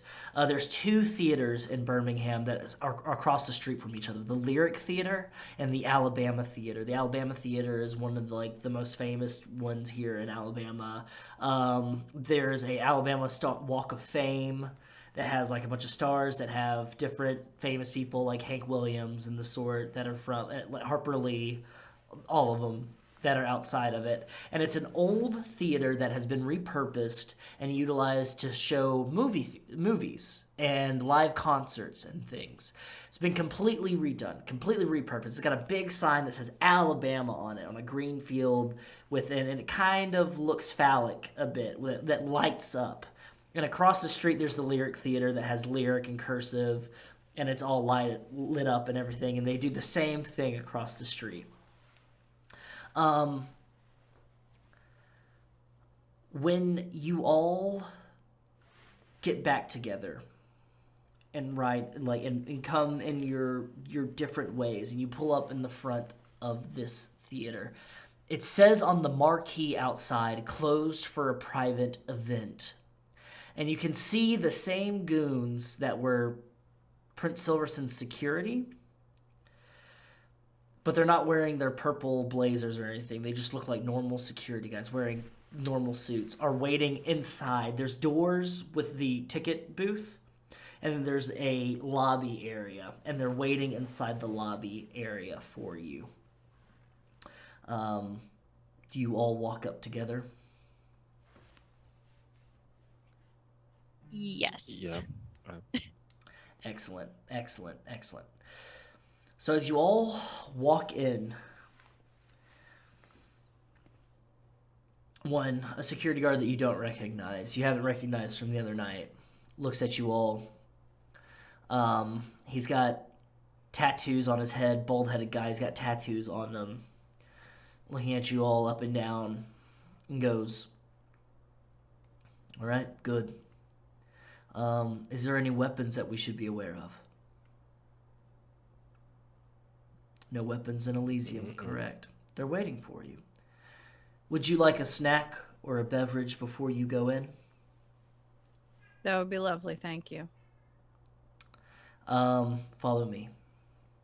And he brings you over. And when you walk into the lobby, there is a staircase that leads up. And you see there's a farther back staircase that leads up to the second floor. There's rich mahogany wooden fixtures on the walls, and there's a deep red carpet on the floor, and you see that there is a concession stand that's brightly lit up that has a popcorn machine and it has snacks, and there's also a bar there that has a multitude of liquor and beer and wine, and there are 2 people behind each, and they're just looking pleasantly, and they're like, "Get you anything?" Now, books. To be noted, you were at Humanity 7 before, correct? Yes. You are at Humanity 8 now. So not to break the immersion of the game, but Humanity 8, since you got the Humanity point, you can now roll 2 dice for a rouse check to use for Blush of Life and take the higher result. Blush of Life allows you to have sexual intercourse and perhaps even enjoy it. The important part with this is that Blush of Life allows you to digest and taste wine and not have a violent reaction to drinking or eating. As well, there's some other stuff involved as well. But there's these 2 attendants behind, and the security guards are kind of following behind you.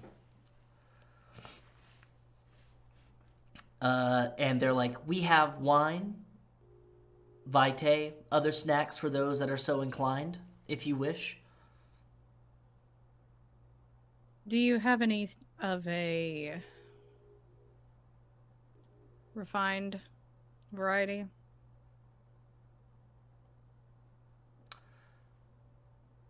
By refined, what do you mean, madam?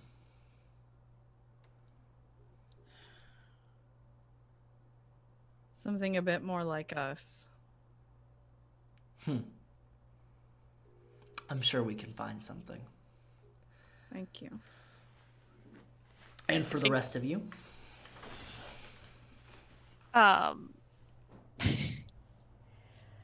Altair will I think you would have noticed him pretty intently listening to the interaction between Madelyn and the attendant.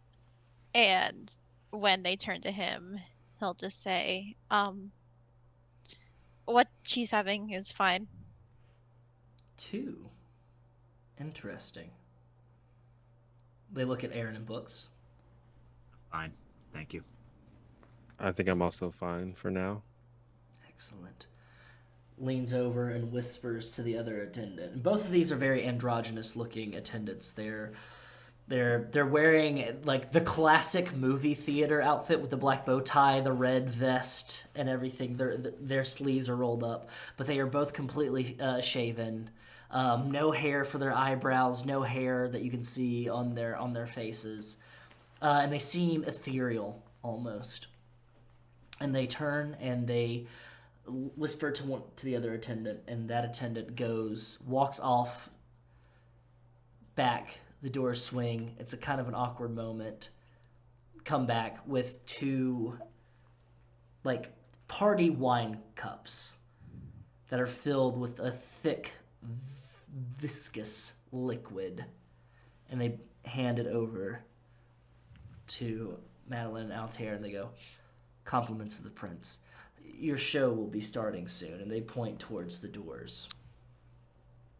Madelyn is going to down her beverage, quickly give like a heavy grimace.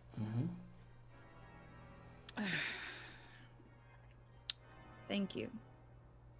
Of course. She's just gonna toss the cup. Reduce into your the hunger garbage back can. down to 1. You as well, Altair?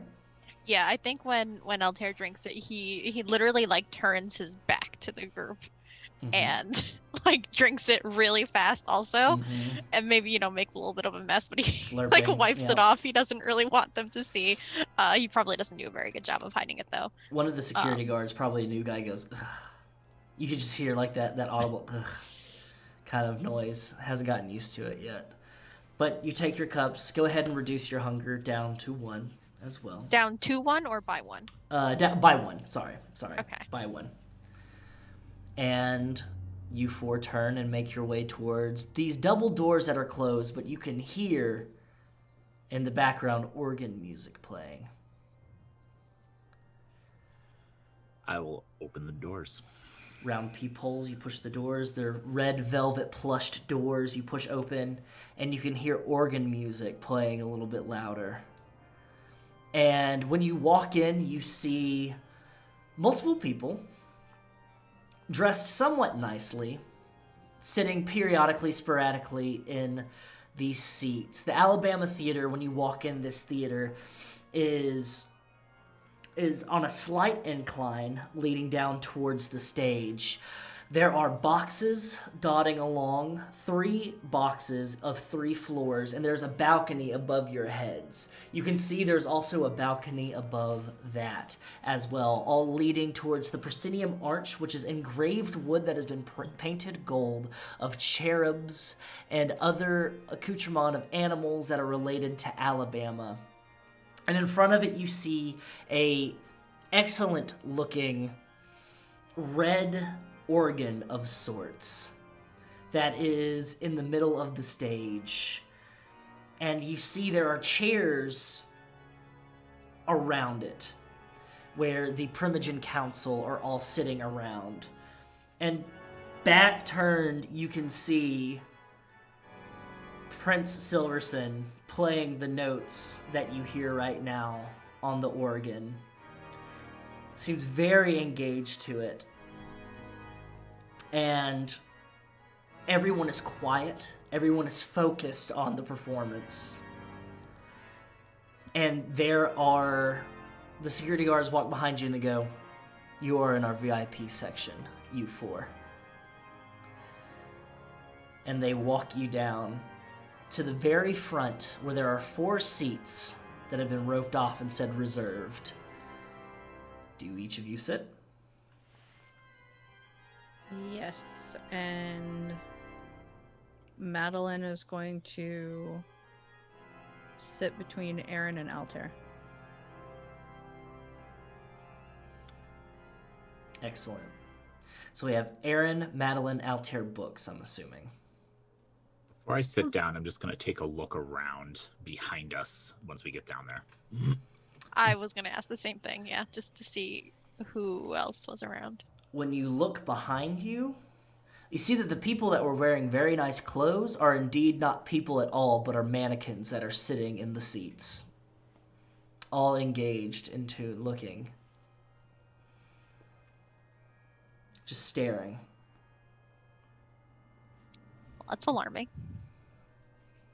And that's what's gonna Uncanny cause valley Madelyn to shit. look back and just go, fucking Malkavians.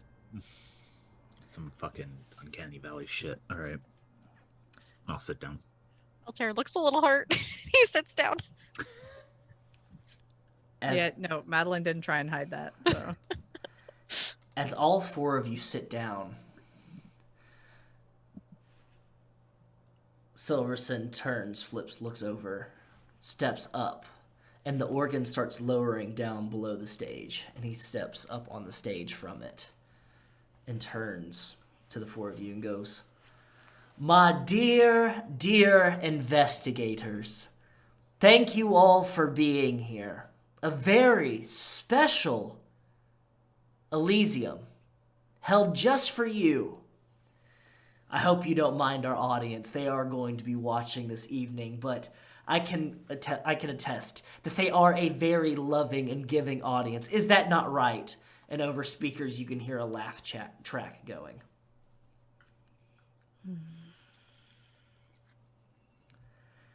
When the organ lowers fully below the stage, you see behind it, the Primogen Council all sitting in chairs, very nice, like wooden chairs, backed, each of them. And they're each there, their whips standing behind them, except for Carson Collier, who is on the left-hand side of a giant stone and iron throne that has iron weaving through it. It seems like it is stone that has been lumped together and has taken the iron bars and twisted around it to make some sort of chair, and it looks mighty uncomfortable. And Carson Collier is wearing a suit, no tie, unbuttoned, and his cheeks against his pale white skin are stained pink beneath his eyes, and he's just looking at the four of you with dead eyes. As it stands out that he is one of the few Primogen on this council that does not have a whip standing behind him. And you do see Sheriff Jada Velasco that is in the right hand, the stage right wing, standing, waiting, arms crossed, scanning the crowd, scanning you.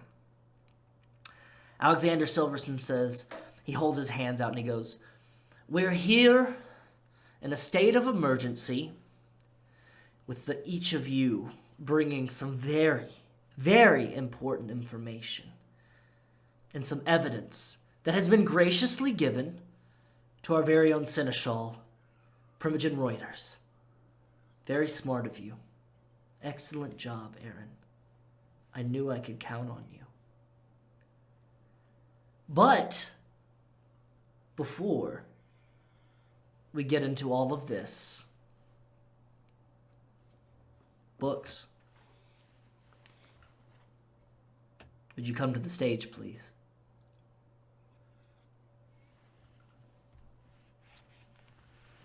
Okay. Yeah, I get up and kind of awkwardly walk over there. You walk to the edge of the stage. There's steps that are leading up. And he's like, come, towards the center of the stage. And he stands and he smells of lavender and perfume. And he like extends his hands out towards you. Not in like an embrace kind of gesture, but in like a, like, come stand like here in the middle beside me. And he goes, "Stand right here. For those of you that don't know or were not at Elysium a few nights ago, Books is the newest member of our city, of our family. Not knowing who made him, who brought him into this place, Books has come before us with a decision to make. Books, knowing what you know of how we live, of those of the blood, before your coterie in the Primogen Council of Birmingham, Alabama, the Iron City, where which the ivory tower reigns. Do you accept your place amongst our society?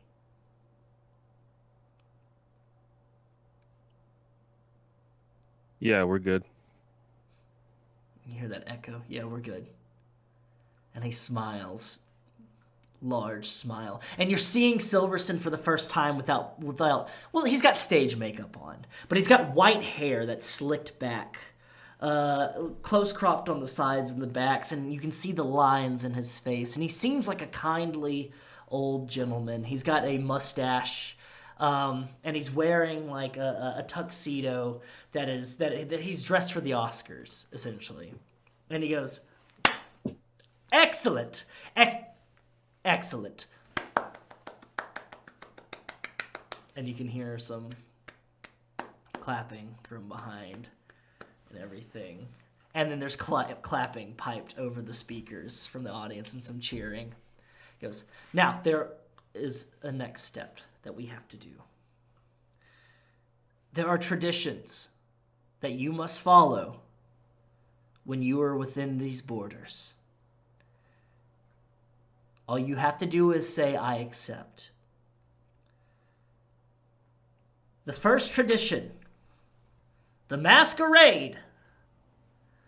Thou shalt not reveal thy true nature to those not of the blood. Doing such shall renounce thy claims of blood. Do you accept?" I accept. Excellent. 2, the domain. Thy domain is thine own concern. All others owe thee respect while in it. None may challenge thy word while in thy domain. Do you accept? I accept. The third tradition. Thou shalt only sire another with the permission of thine elder. And he gestures towards himself. If thou createst another without thine elder's leave, both thou and thy progeny shall be slain. And he looks out towards the coterie. Do you accept? I accept. And then Carson goes, "Do we have to go through all this right now?" And then Silverson holds up his hand. Excellent. The fourth tradition, the accounting. Those thou create are thine own children, until thy progeny shall be released, as are you now. Thou shalt command them in all things. Their sins are thine to endure. Do you accept? I accept. Excellent. The fifth tradition, hospitality. Honor one another's domain. When thou comest to a foreign city, thou shalt present thyself to the one who ruleth there. He gestures to himself again. Without the word of acceptance, thou art nothing. Do you accept? I accept. The last tradition. Thou art forbidden to destroy another of thy kind. The right of destruction belongeth only to thine elder. Only the eldest among thee shall call the blood hunt. Do you accept? I accept. Were there any of these that you had any questions about? Books? Nope. With the power invested in me by the great state of Alabama and the Primogen Council of Birmingham, Alabama, I welcome thee, Books, into kindred society neonate. And then there's some claps piped through, and the Primogen Council are clapping. Excellent. You did so well, Books. I'm so very proud of you. I was really shaky there in the middle. We had an interruption, but it was great. You ran with the improv. It was excellent, excellent. Now, all three of you, well, the rest of you, you can come up on stage. I will take my place, and then we can get on with the rest of this. Carson goes, Hey. Thank fucking God. Great. Aaron glances down for a second at, if I'm reading this right, Madelyn's hand, which is gripping his very tightly through that entire thing. Just kind of looks at her for a second. And the second she notices, she yanks it back. And he just gets up. Silverson moves towards the throne, the stone and iron throne, and sits on it. And he crosses his legs and he leans into it. After you two. Madelyn's gonna walk up. Just no fuss about it. Just walk straight up and walk over to him. Just, evening. Good evening. And the Primogen Council all nod at you as well.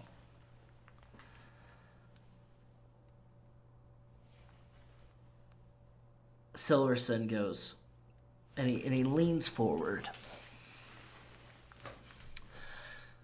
2 nights ago, you were charged with investigating the murderer known as Tombstone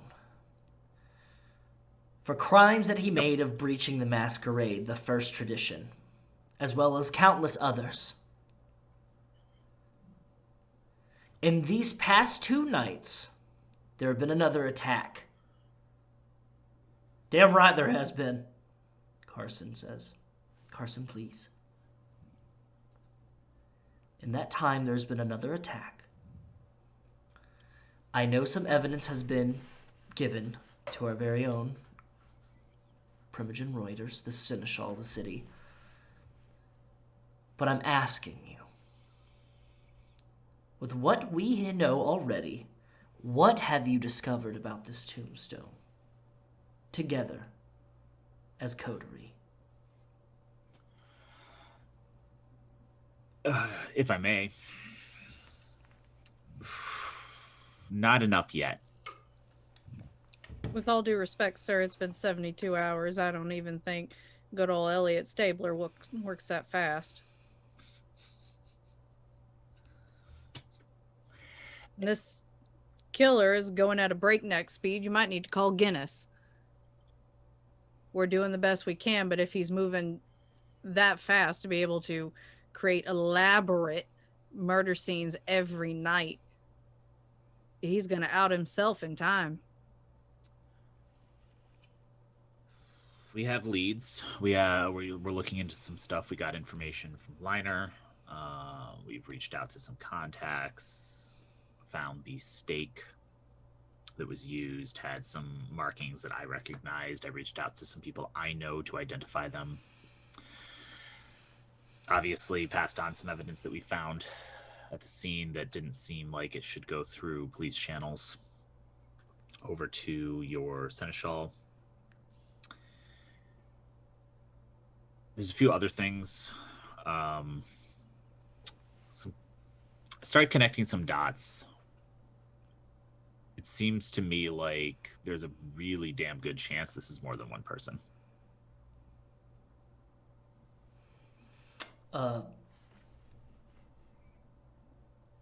They each kind of stare at you kind of blankly, and Vix Bernhardt, the Toreador Primogen, raises their hands and goes, what makes you think that there's more than one of them? Working too quickly, too elaborate. Shit, I don't know many people who could string up someone on a sign by themselves. And if they did it by themselves, they sure as shit didn't do it in a less than 24-hour period. some signs. The fact that the person that we ID'd as potentially having assaulted... Is Laszlo there? Laszlo is not there. Okay. Your Nosferatu whip, probably not the same person who strung up our friend.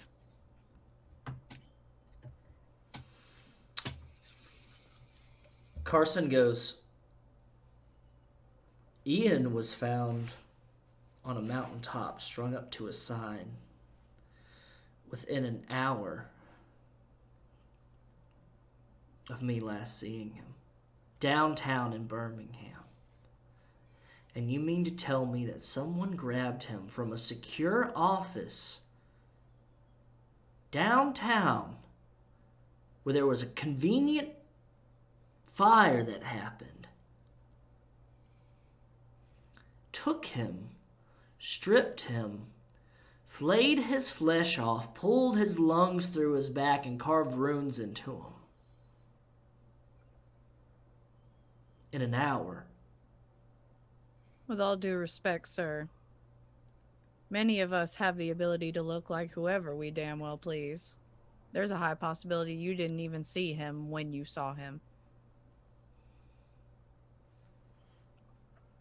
I would imagine this much is common knowledge to you. Silverson speaks up again. Is there any evidence that it is kindred, kind, or whatever else? I wouldn't put much faith in it being kind, but I would put faith in it being something other than kindred. I think if it was kind, we'd have a bigger problem on our hands. I don't think they would have left him where we could find him. Do you think werewolves did it? Carson. No. Again, To be honest, we wouldn't those have found filthy him. mongrels don't have the brains for it. They sure as shit had the brains to attack a downtown office where we were running experiments, though. Exactly.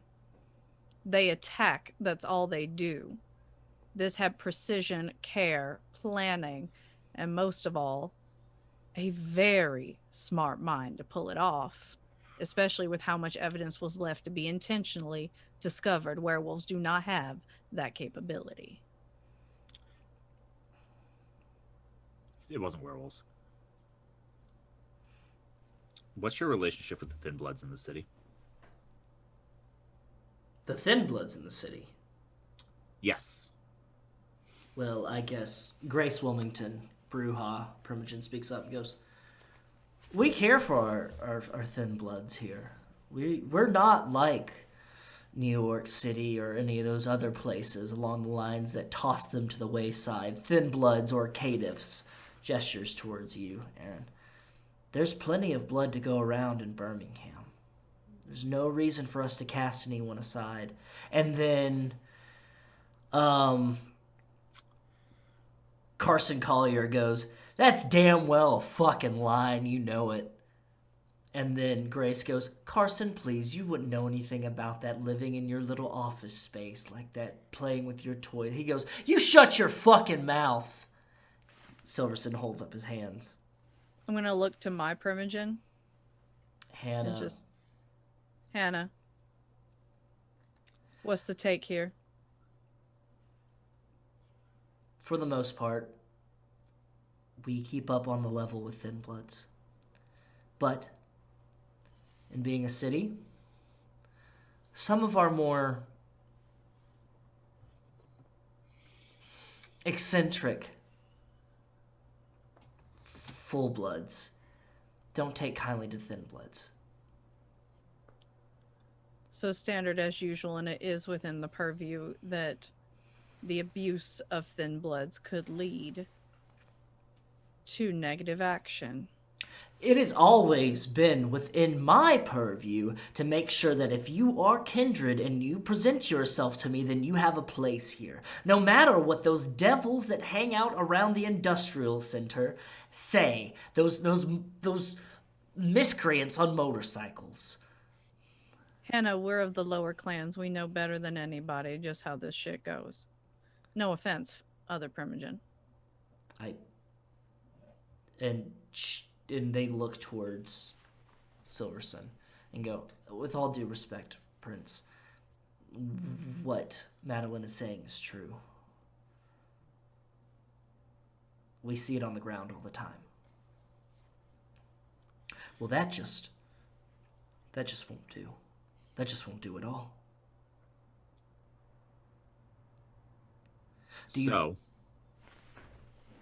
Sorry, sir. Continue. I was just, if you have something to say it. The floor is yours. Some of the evidence we picked up implied, or we're not sure yet, looking into it, that whoever this tombstone is either Thin Blood or working with them. Maybe using them. It would certainly give them certain advantages over you. Especially if you have a heavily disenfranchised group amongst the city. Do you know how many there are here? And Carson laughs. Yeah, that's what I thought. Don't you kind of see where the fucking problem is with that, sir? Reuters speaks up and goes, it's actually something that I was working on. It's what I wanted to speak with books about. Working on. But you don't know. Not currently. No.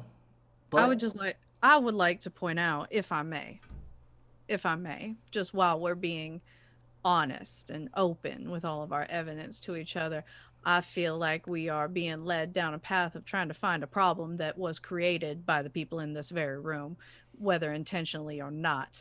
So I do feel that the resolution of this problem does not lie entirely on 4 people who just came together trying to figure out what the fuck to do in 72 hours, and lies more with the people in charge that have the actual ability to make it better around here. With all due respect. The people on the ground can do what we can to affect change, but if the people in charge don't get off their lily white asses, then nothing will actually change. Altair, do you agree with Madelyn? Oh gosh, I think when he's put on the spot like that, he like instantly just like freezes. Just like any sort of like fake breathing he might have done is just like gone. He's just like completely frozen. You don't have to answer them, Altair. They know it's true. Books, Aaron? Yeah. So what you're saying to us currently, this council, is that the 4 of you have gathered evidence that leads to maybe there is potentially more than one killer. Probably Thin Blood in nature, or another marginalized group that are trying to rise up against us elders here in town for a fair shake. Though, with the time frame that you had, and the things that were happening, you did not have enough time to gather more evidence as such, but there are wheels in motion, and you think you're coming across more things. Is that correct, Books? That is correct. And you think that it would be much more sufficient if we got off of our asses and did the work ourselves instead of putting reliance on 4 people who had no knowledge of each other until that evening, and one of you that is not from here, and one of you that did not have any idea of what they were up until this point. Correct. To correct your assessment, I am all fine and well gathering evidence, helping you find the information that you need. But if this is indeed the Thin Bloods, and it is indeed a situation of the disenfranchised, there is little we can do other than put folders on your desk. It will be on you to actually fix this. Not wrong. They all look at each other. I'll stack folders a mile high on your desk, but the killing won't stop until you all take action. And I don't mean just chopping off the head of the first person you think did it.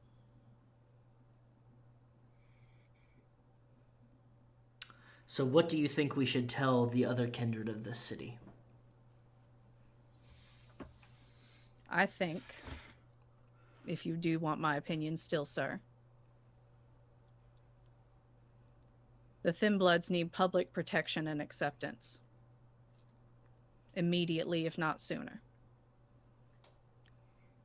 I think they need to be given absolution for anything they may have done out of anger at their lack of position. And we see if the killing stops. Aaron's just kind of staring at her. Yeah, I think I am also. If they're given the ability to have safety and thrive instead of just survive, maybe the problem solves itself. And nobody has to die. Madelyn. Mm-hmm. I'm going to need you to make either a composure or resolve, you choose, and leadership check. All right. With a 2 dice bonus. Will do.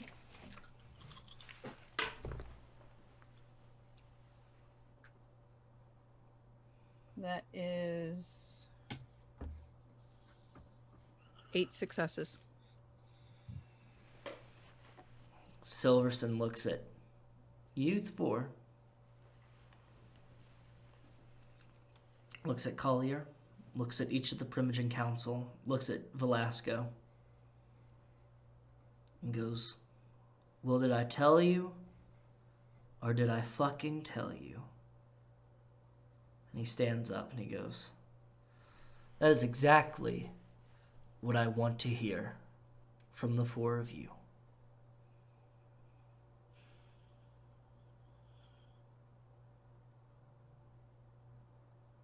Yes, sir. It is no secret that we here at this council have gotten weak and lax in the recent years of how we handle things, because we haven't had to experience much since the siege that those cursed boogeymen put on our city a couple decades ago.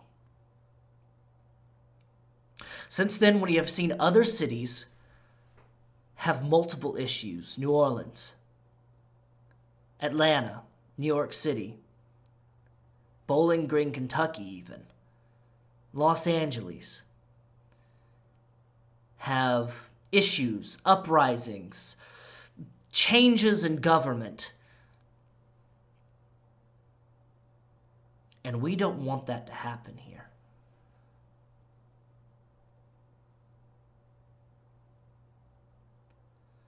So that's why,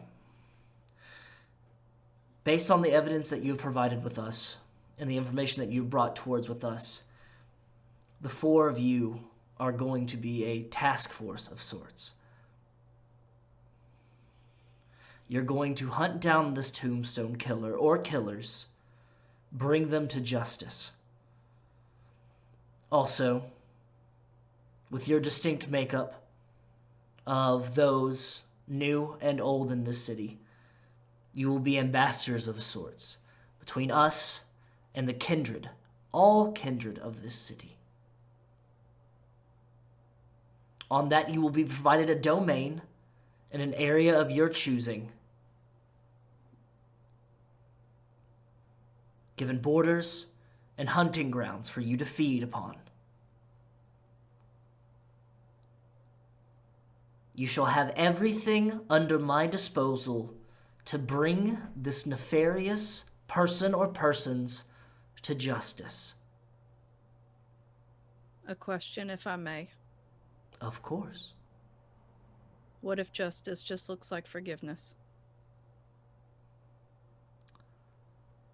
And then you hear Carson laugh. I didn't ask your fucking opinion, Carson. Silverson goes, then it shall be upon the 4 of you to decide. Thank you. But know this. if you find who does these things, and you bring them to justice, and the killings continue, there shall be repercussions. Agreed. We'll be certain.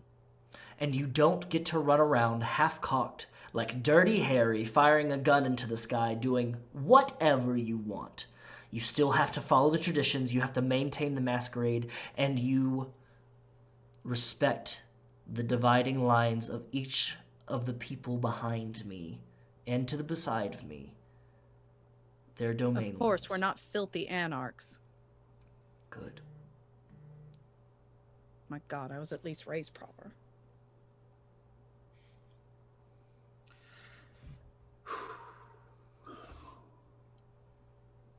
Is there anything else I can help you with? No. Free reign to do what we need is what we need. To interrogate and question anyone who you need to be, including myself and everyone else on this council. Carson goes, "Oh, don't you think we've had enough?" Carson, if you speak out again, I shall have your hands.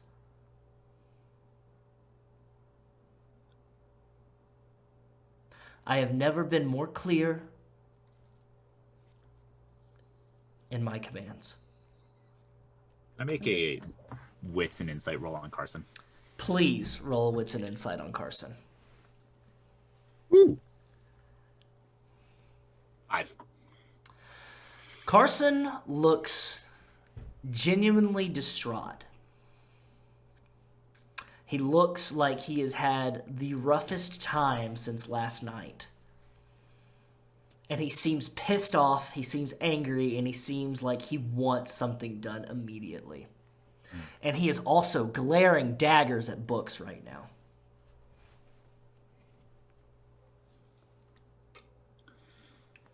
Yeah, I have a question. Of course, Aaron. What if it, and what permission do we have to deal with people who get in our way in our investigation?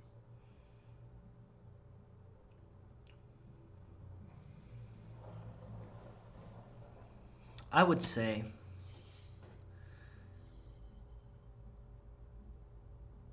do as you see fit within reason. I would like to clarify in tower terms what my associate is saying. Are you, Prince Silverson, granting us right of destruction over the domain of this investigation? And you kind of hear like a from some people in the Primogen Council. And Silverson smiles at you. And he goes, "If need be, go absolutely apeshit." Thank you, sir. My apologies. I prefer to have things in Camarilla terms. It helps make it crystal clear. I appreciate it. I just turn and look at Carson. Carson stands up and he goes, "That is the most." And he goes, "Carson, no. You have been speaking for too long, running things like this for too long, like it doesn't matter, like it's just a circus, and I'm fucking tired of it, man." Hey, pretty boy!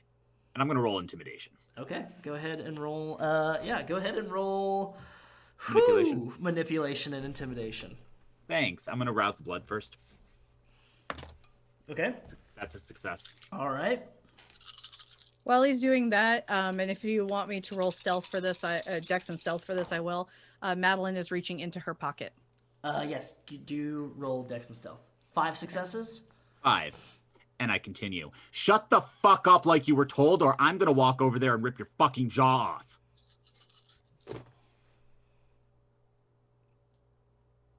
What'd you get, Madelyn? I'm counting. Oh, okay. 11 successes. 11 successes. Your hand slips in and grabs whatever you mean to. Mm-hmm. And Carson stops and looks manic, looks wild, looks like the end of what is it, the Network, or but it's the I'm mad as hell and I don't care who. Yeah, and he looks wild, like an animal trapped in a cage, and he looks unhinged. And he stops and he goes, Alex, are you gonna let him talk to me like that? Just told me I could. Sit down. And he's looking around at the rest of the Primogen Council, and each of them are like not making eye contact with him. And he goes, You're all just letting this happen?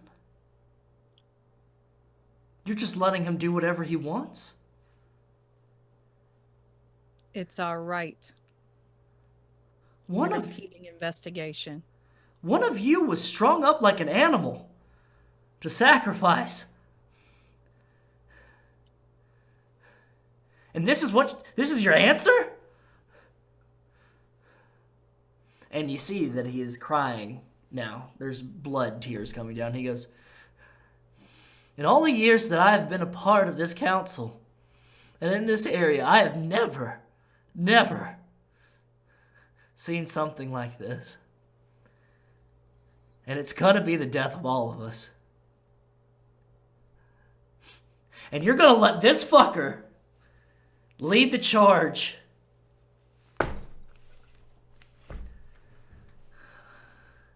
Who did he point to when he said that? Point at Aaron. And he goes, One moment. Past my rouse check. The hand that's in my pocket, I have activated feral weapons Okay. and grown out claws. And I am rushing him to grab him by the throat. All right. Go ahead and make a dexterity and athletics check, please. Or dexterity and brawl, please. I take. They're not athletics? Oh, athletics. Yes. Sorry. Good, I because take- I have a bonus in that. Yeah. Aaron, one what are you step doing? forward, Okay. and then she rushes him, and I just step back. 7 successes. 7 successes. Okay. Altair, books, you doing anything? No, absolutely not. Altair is completely frozen. He's just like, no, please don't fight. Okay. So 7 successes, but you win ties. Yeah, and I had a couple criticals. Couple in there. criticals, yeah. And so you go with your feral weapons, and he's so focused on Aaron that he goes to like, it's very quick. Like books, it's very quick. You go to grab him, and he grabs your wrist, and then you go to like grab under that hand, and he takes his other hand and grabs the other wrist, and then you move around. It's like a John Wick fight for like 3 seconds, where it's like his fangs are completely bared out, and like you do like a couple of stuff, and then you finally grab his arm, twist it under, bring it down, and you bring your claws right to his neck. I'm gonna have my closer and go, for the last fucking time, you are impeding investigation, and I will wear your voice box for a necklace if you don't calm the fuck down and get out of our way.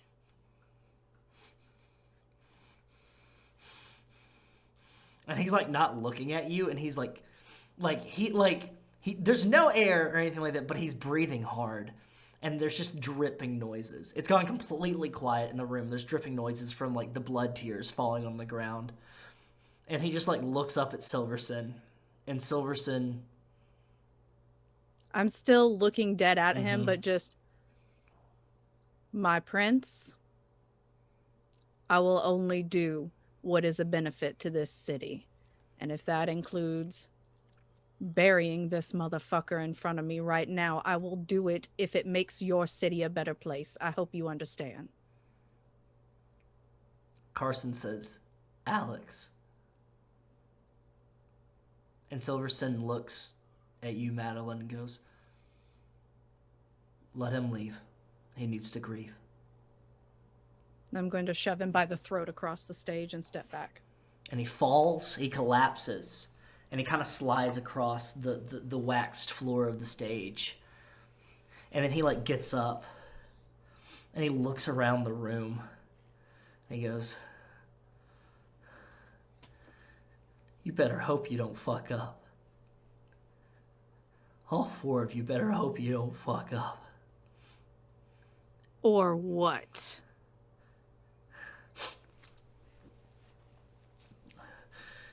And he just walks off stage towards backstage. And there's a quiet, tense moment. And then Silverson says,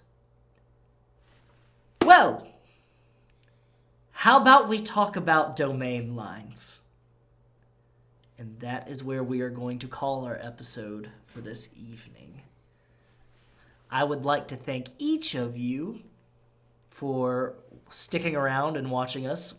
And, yeah, things got a little bit heavy there at the end. But now, if you couldn't tell before, we did not pick domains because I wanted it to kind of go about through this. But the Coterie has seemingly passed a test of sorts. So now, next episode, I'll be talking with them about domains and about like how they want to build up their domain in different areas. I'm going to provide them different areas, and then we'll see which one they choose next episode. And we're going to do a bit of a time jump towards that. So we're going to be talking immensely with each other and like getting together and seeing what the next steps is.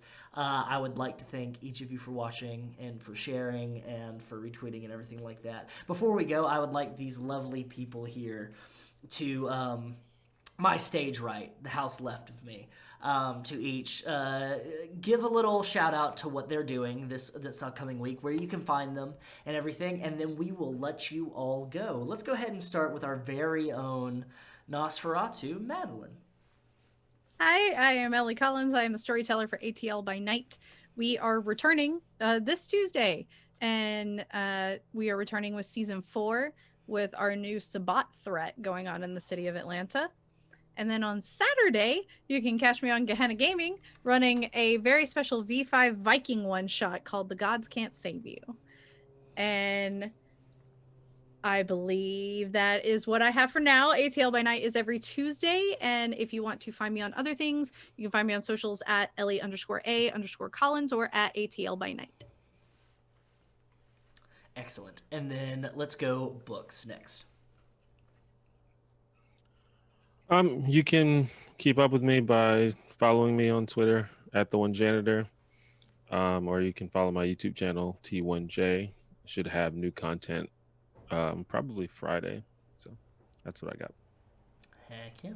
Altair? Hey everyone, I'm Aid. You can find me, let's see, tomorrow over on Gehenna Gaming, where I play Monster Hearts 2 every Monday night at 7:30 Eastern. And then I believe, Wes, correct me if I'm wrong, but this week Kingdom Hearts is going to be on Thursday? Oh, that's right. Yes. This episode Instead of of Kingdom Friday? Hearts is going to be on Thursday instead of Friday due to unforeseen scheduling conflicts. It's going to be on Thursday. There will be an update, a post made about that. Yeah, so you can come find me here at 7:30 Eastern on Thursday for the Kingdom Hearts The Interstitial War. And I think that's all I got coming up this week, at least. Excellent. And to round us out, Aaron. You can find me online over at Gehenna Gaming, where all Gehenna Gamings are sold, or on Twitter as @Ravnos. I have a lot of shit coming up. Some of it I can't talk about yet. Some of it I can. Very special announcement coming tomorrow, so stay fucking tuned. I have something going on Tuesday, but I'm not sure what it is. I'll have to think about that for a minute. Are y'all doing an interview or something or anything like that? No. Okay. It's something else. Okay. I'll think about it. Alrighty. Maybe there's a hint on screen right now. Saturday, I am playing in a very special Viking one-shot over on Gehenna Gaming, which I'm very excited to reprise my favorite character of all time, my Viking berserker turned Jarl Bjarni, Odin's son. And then I think I'm doing this show called Iron City by Night next Sunday. Yeah. Yeah, that's what it is. I'm a busy boy. All right. Well, yeah, go ahead and make sure you follow each and every single one of them. Go ahead and give them some love. Go ahead and support them and everything like that. They're all wonderful, wonderful people, and I appreciate them dearly for being a part of this. And I'm going to hijack the rest of the stream here for a little bit because tomorrow is a very special day. Tomorrow is a special day to me. Tomorrow is the 1-year anniversary of Carrion Comfort Studios. I didn't know it was going to be tonight or tomorrow because I've been very busy this week, but it was tomorrow. So I might be doing something on stream. I might not. I might just be taking some time to myself. But I wanted to personally thank each of these people that are in this Zoom call with me right now for being a part of this. Because this show and this channel would not be what it is without each of you giving your time and your interest in everything. I would like to thank each and every single person that watches the stream, that retweets on Twitter, that subscribes and buys the dumb t-shirts that I make and everything like that. It means a literal shit ton to me. It means a lot. It means more than I can say.